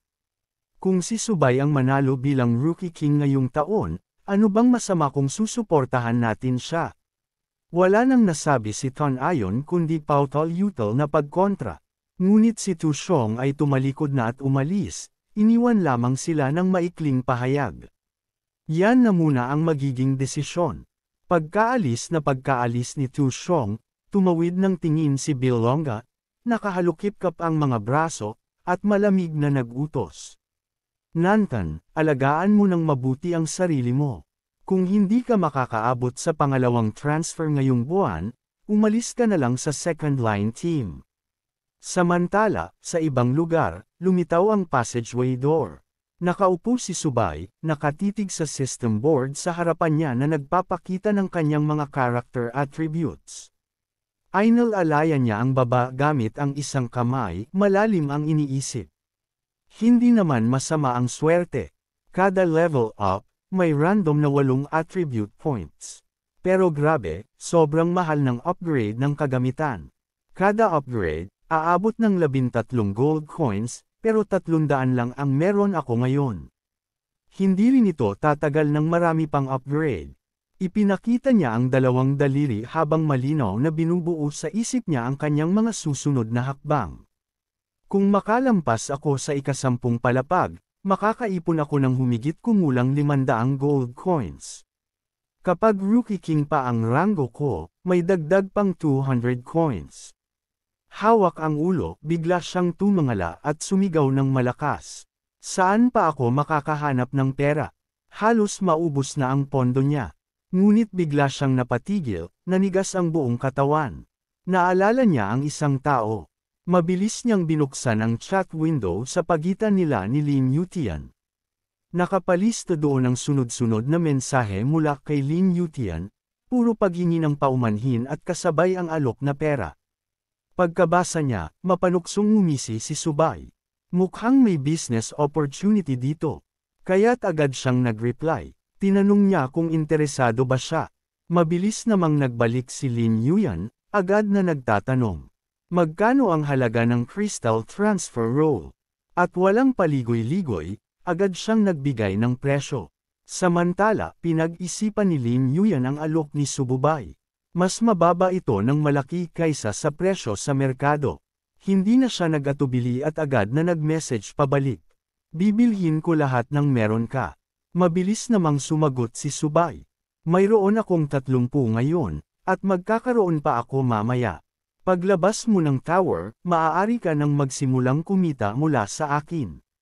Doon tayo magpalitan. Agad pumayag si Lino. Ayos. Sige. Nakangising tumayo si Subay, nakalagay. Ang mga kamay sa bewang. Talagang ang malakas ang mga mayayaman. Pinindot niya ang trade button sa system screen. Natapos na ang transaksyon. Panahon na ulit para mag-level up. Dumaan si Subay ng walang pagmamadali sa portal gate papunta sa ika-6 na palapag. Fair na. Ilang sandali lang, nasa Wild Oasis na siya. Sa himpapawid, lumilipad ng maayos ang mga flying lizards na nakabuka ang malalapad na pakpak. Lumubog si Subay sa mababaw na tubig hanggang bukong-bukong, nakatingin sa paligid na puno ng kuryosidad. Ang Wild Oasis ay tanda ng pagtaas ng antas ng kahirapan sa pag-level up. Dito, wala nang tiyak na spawn point ang mga boss. Kailangan niyang umasa sa swerte. Bitbit niya ngayon ang rare fail-on crossbow, na kilala sa kakayahang magpalabas ng 3 sunod-sunod na palaso ng walang cooldown, at may mataas na physical damage. Hawak ang makapangyarihang sandata, mas kampante si Subay. Buti na lang at naghanda siya ng ranged weapon, kahit kakaunti lang ang palaso niya.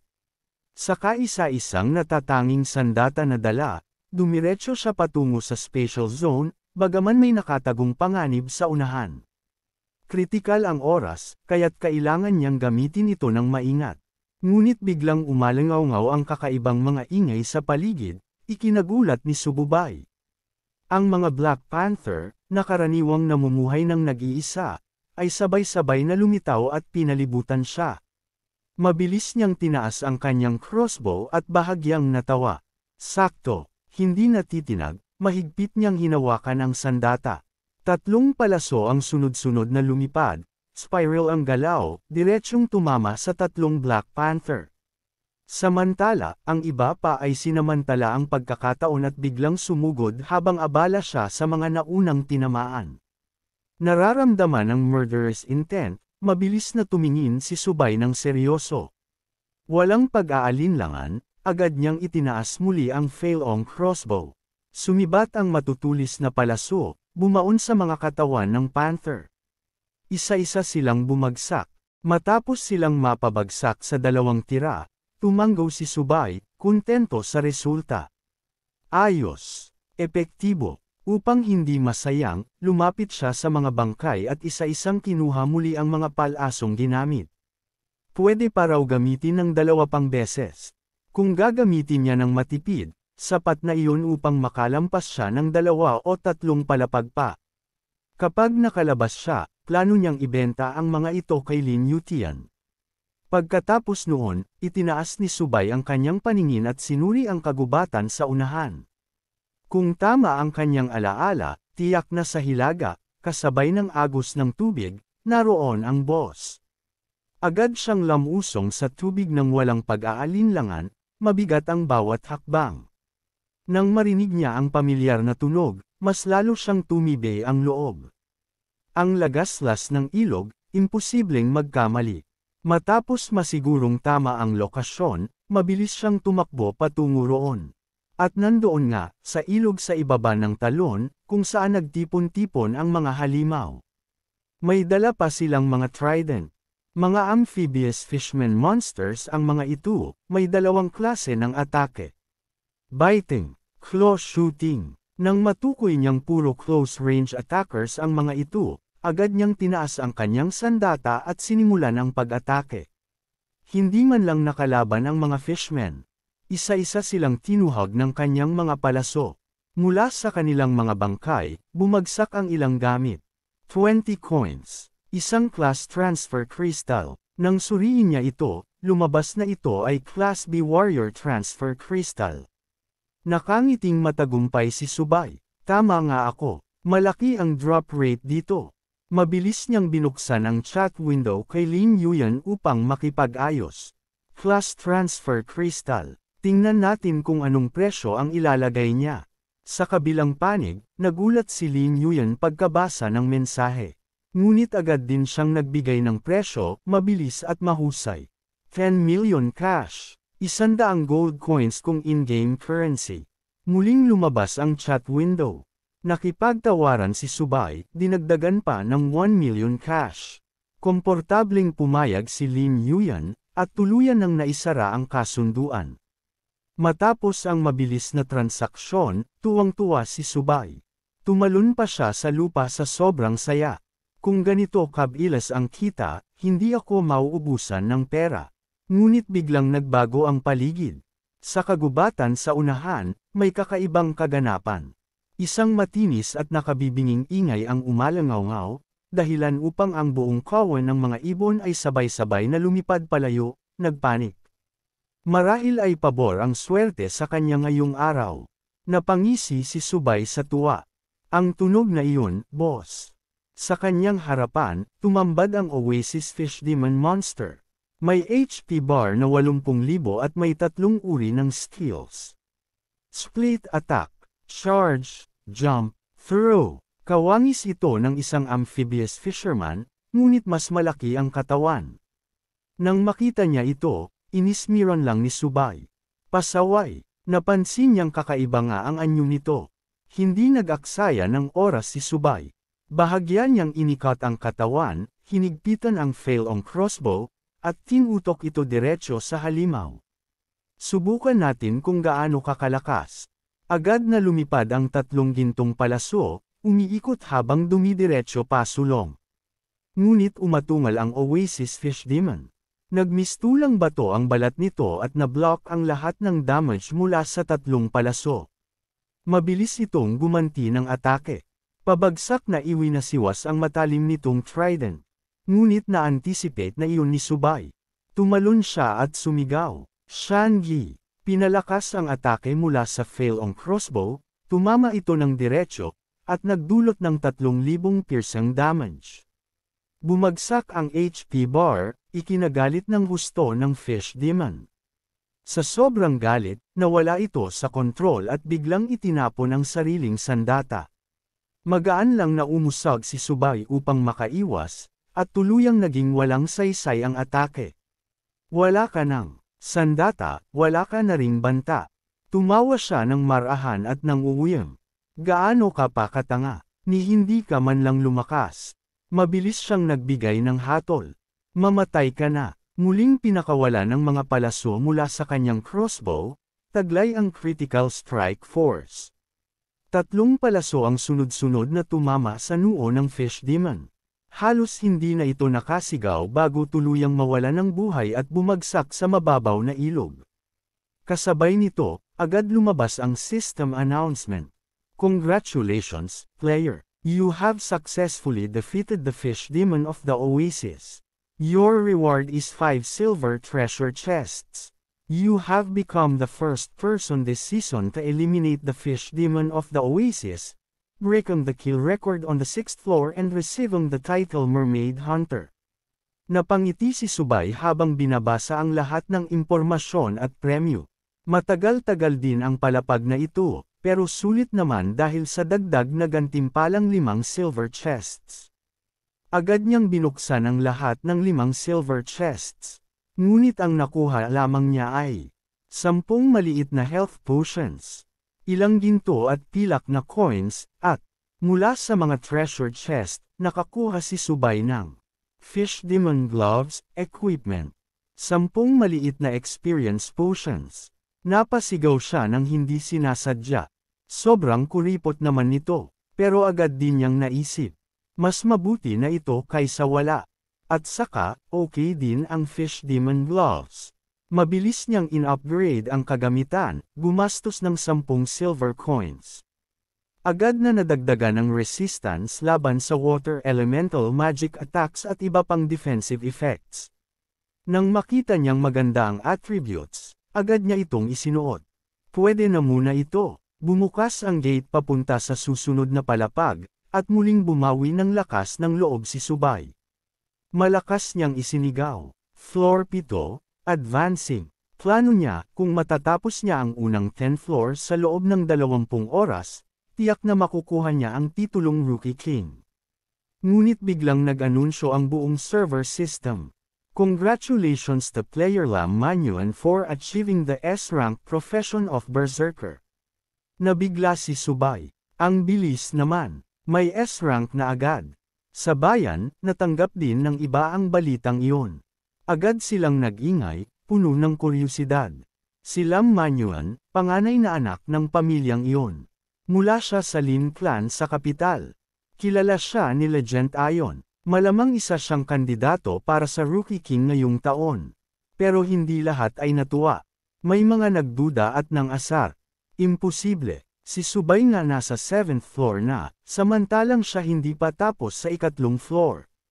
May isa pang sumang-ayon. Pero tandaan ninyo, kapag na-promote ka na, malaki ang itataas ng combat power.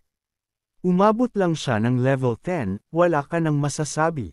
Tumango ang babae. At saka, tiyak na may plano si Legend Ion para sa kanya. Malaking scheme ito. Ngumisi ang isang lalaki. Kung wala, ano pa? Tingnan nyo nga si Wong. Pati sandata niya, ibinigay na sa anak niya.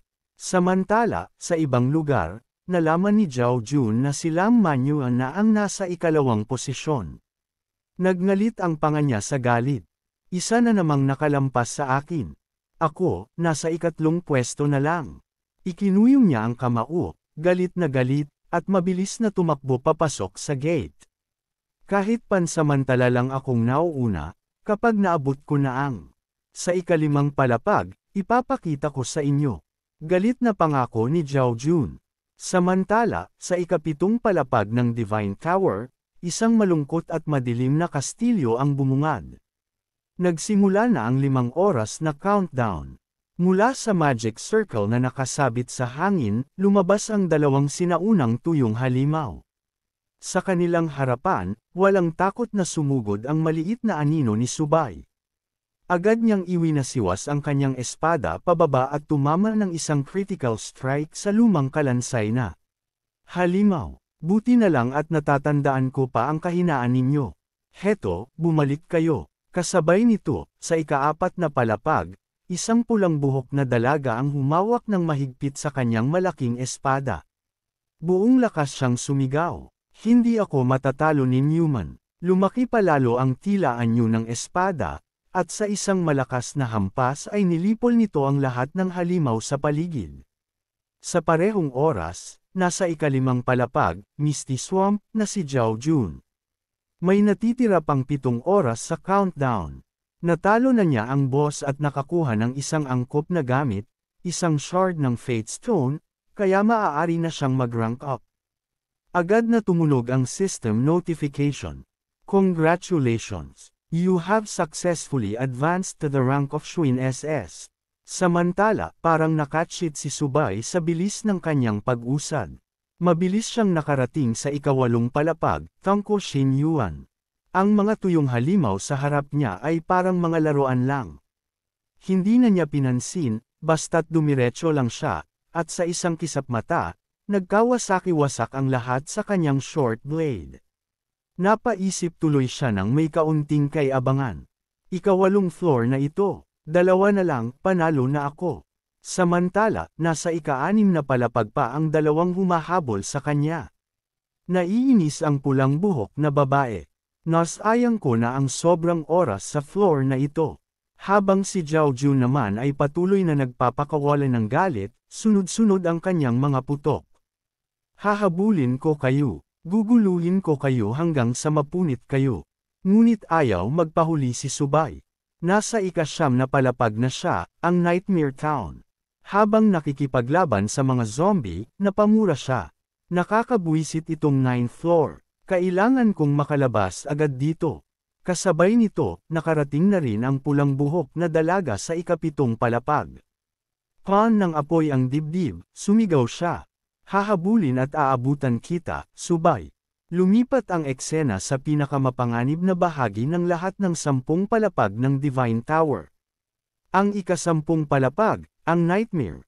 Umakyat si Subay sa platform ng ika-10 palapag, papalapit sa malaking boss, hindi mabilis, hindi rin mabagal. Ang boss ng floor na ito ay si Incubus Hermos, isang halimaw na may napakalakas na attack abilities. Ngunit nanatiling kalmado si Subay habang nakatitig dito. Mang Yen, sa wakas ay ikaw na ang susunod. Kapag natalo kita, ako na ang magiging Rookie King. Pagkasabi nito, mabilis siyang sumugod pasulong.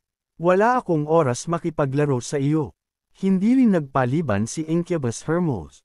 Agad itong gumanti ng atake gamit ang mga energy sphere, ngunit hindi yun pinansin ni Subay. Diretso niyang tinarget ang mahina nitong parte, ang kidney. Galit na galit si Incubus Hermos. Iwinasiwas nito ang kamay na naglalagablab sa Hellfire, habang nakatitig kay Subay ng may matinding puot. Umungol ito ng ubod lakas, puno ng yabang. Ang magmaliit kay Mang Yen ay dapat parusahan. Bagaman medyo nagulat si Subay, ngumisi lang siya ng mapanukso. May ganyan ka palang galaw. Noon hindi mo yan ginamit. Ngayon, mamamatay ka. Isang mabilis na hiwa lang mula sa kanyang espada, at nahati sa 2 ang katawan ng halimaw. Nang hihilakbot, napasigaw si Incubus Hermos. Imposible, si Mang Yen ay tunay na walang talo. Habang unti-unting naglalaho ang katawan ng boss ng ika-10 palapag, sabay na tumunog ang reward sound ng system. Congratulations to player Subay for becoming the first player to clear the 10th floor this season. You have received an SSS grade plus transfer crystal and earned the title of Rookie King. Ang titulong Rookie King ay nagbibigay ng dagdag 100 experience points sa bawat halimaw na mahuhuli. Dagdag 20 points sa iba pang passive attributes. Hawak-hawak ang gantimpala, labis ang tuwa ni Subay. Sa kanyang nakaraang buhay, nakalagpas siya sa 999 floors, ngunit ni minsan hindi niya nakuha ang Rookie King title. Ngayon, sa wakas, nakuha na rin niya, kasama pa ang SSS Grade Crystal. Pagkatapos nito, patuloy siyang nag-spin ng gacha, sabay-sabay na nagbukas ng 5 treasure chest. Umaasa siyang makakakuha siya ng maraming magagandang gamit. Mula sa unang chest, isang espada, ang Baihu Sword. Ngunit hindi siya gaanong natuwa. Karaniwan lang ang attributes. Hindi bagay sa akin. Ngunit sa sumunod na chest, nakakuha siya ng perfect grade prop, isang lost treasure map. Biglang lumiwanag ang ekspresyon ni Subay. Ngayon, ito ang tunay na kapaki-pakinabang na kayamanan. Isang napakahalagang item ang kanyang nakuha, at kung pala rin pa, maaari siyang makakuha ng perfect grade equipment. Ang iba pang nakuha niya ay isang energy shield at isang light effect stone. Pawn siya ng kasiyahan at papuri. Maganda ang light effect stone. Pwede nitong itago ang mga kagamitan upang maiwasan ang mga abalang hindi kailangan. At ang huling piraso ng kagamitan ay ang Holong Gloves. Agad niya itong isinuot, masayang nadama ang kapangyarihan mula sa item. Bagamat hindi akma sa kanya ang shield, ang mga attribute ng gloves na ito ay halos umabot na sa epic tier. Hindi siya nakatiis at agad sinubukan, isang suntok lang niya sa hangin ang nagpasabog ng lupa sa harap niya. Astig, ang lakas ng impact nito. Masiglang sigaw ni Subay. Kasabay nito, lumitaw ang kanyang attribute panel. Lahat ng personal stats niya ay kabilang na sa pinakamataas sa buong server. Maging ang mga equipment slots niya ay halos lahat puno ng mga gamit na hindi kayang bilhin ng pera. Hinimas niya ang kanyang baba, sinusuri ng mabuti ang kanyang stats. Kung gagamitin ko pa ang Universal Watch para mag-level up, literal na isang suntok na lang ang katapat ng kahit sinong kalaban. Dahil dito, agad niyang binuksan ang inventory at nagpa siya na buksan ang natitirang 30 silver treasure chests upang ipalit sa pera. Maya-maya, sunod-sunod ang mga notification mula sa system tungkol sa mga items na kanyang nakuha. Ngunit dahil silver chests lang ito, wala namang espesyal na lumabas. Ngunit ang pinakamalaking balita ay sumabog sa buong server. Player Subay is the first to clear the 10th floor of the God Tower and was awarded the title of Rookie King. He has shattered the historical record by a significant margin and received a random SSS grade transition crystal. Umalangaw-ngaw ang balita sa buong Eastern Shinsho Town. Nagulat ang lahat sa dami at bigat ng impormasyong iyon. Ang SSS crystal na ito ay ang ikasampu lamang mula nang maitayo ang Divine Tower. Sa Yenua, ang huling naging SSS level warrior ay si Legend Ion, kasalukuyang top-ranked fighter sa buong mundo. Hindi napigilan ng ilan ang kanilang emosyon at tuwirang lumuhad. Pinagpala ng langit ang lupain Yangu. Pinagpala ng langit ang ating bayan. Samantala, sa loob ng conference hall, nagtipon ang mga taong may mataas na katungkulan. Siyempre, narinig din nila ang anunsyo. Pinakamalakas ang naging reaksyon ni Tu Shan, nanigas ang kanyang mukha at mariing inutos. Subay, ibigay ninyo sa akin ang lahat ng impormasyon tungkol sa taong yan. Shua, kailangan mong subaybayan siya agad. Paglabas niya sa novice area, lapitan mo siya kaagad. Huwag hayaang maunahan tayo ng ibang team. Bahagyang ngumiti si Bilangua, walang pakialam, at nagmungkahi ng isang kasunduan. Kung gusto mong agawin ang taong iyon, kailangan mong mag-alok ng kondisyon. Ngayon, nagpa siya si Tong na maging matatag at walang pag-aalinlangan, kaya't mariin niyang isiga. Kondisyon. Sundin ang pinakamataas na pamantayan ng Team 11 at dagdagan pa ang alok. Lubos na nabigla si Buer. Ang ating team, ang number 1 team. Tahimik na nakikinig ang pangalawang team nang malamig silang punahin ni Tong. Kung hindi, bakit mo siya ihuhulog lang sa basurahan ng second team? Diretsuhin na lang, ay recruit siya sa first team. Idinugtong pa niya ng may bigat. Handa akong suportahan siya kahit gumastos pa. Sa hinaharap, kung mayroon tayong isang SSS level strategist, sino pa ang mga ngahas na bigyan tayo ng mumunting misyon? Pagkatapos ng mahabang talumpati, nagtapos ang seryosong lalaki. Sa madaling sabi, sa harap ng isang ganitong klaseng henyo, hinding-hindi tayo pwedeng palampasin ang pagkakataon.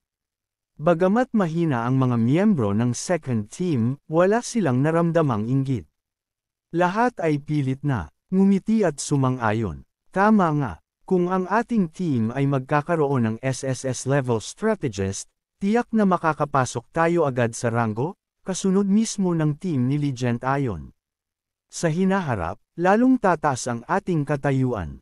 Walang pagtutol si buong Shua at agad siyang nagsalita. Mabuti, sisimulan ko agad at titiyakin kung magawa ang misyon. Kasabay nito, lihim niyang iniisip. Tama ang kapitan. Gusto ko ring punatan ang mga arroganteng miyembro ng Team 5 at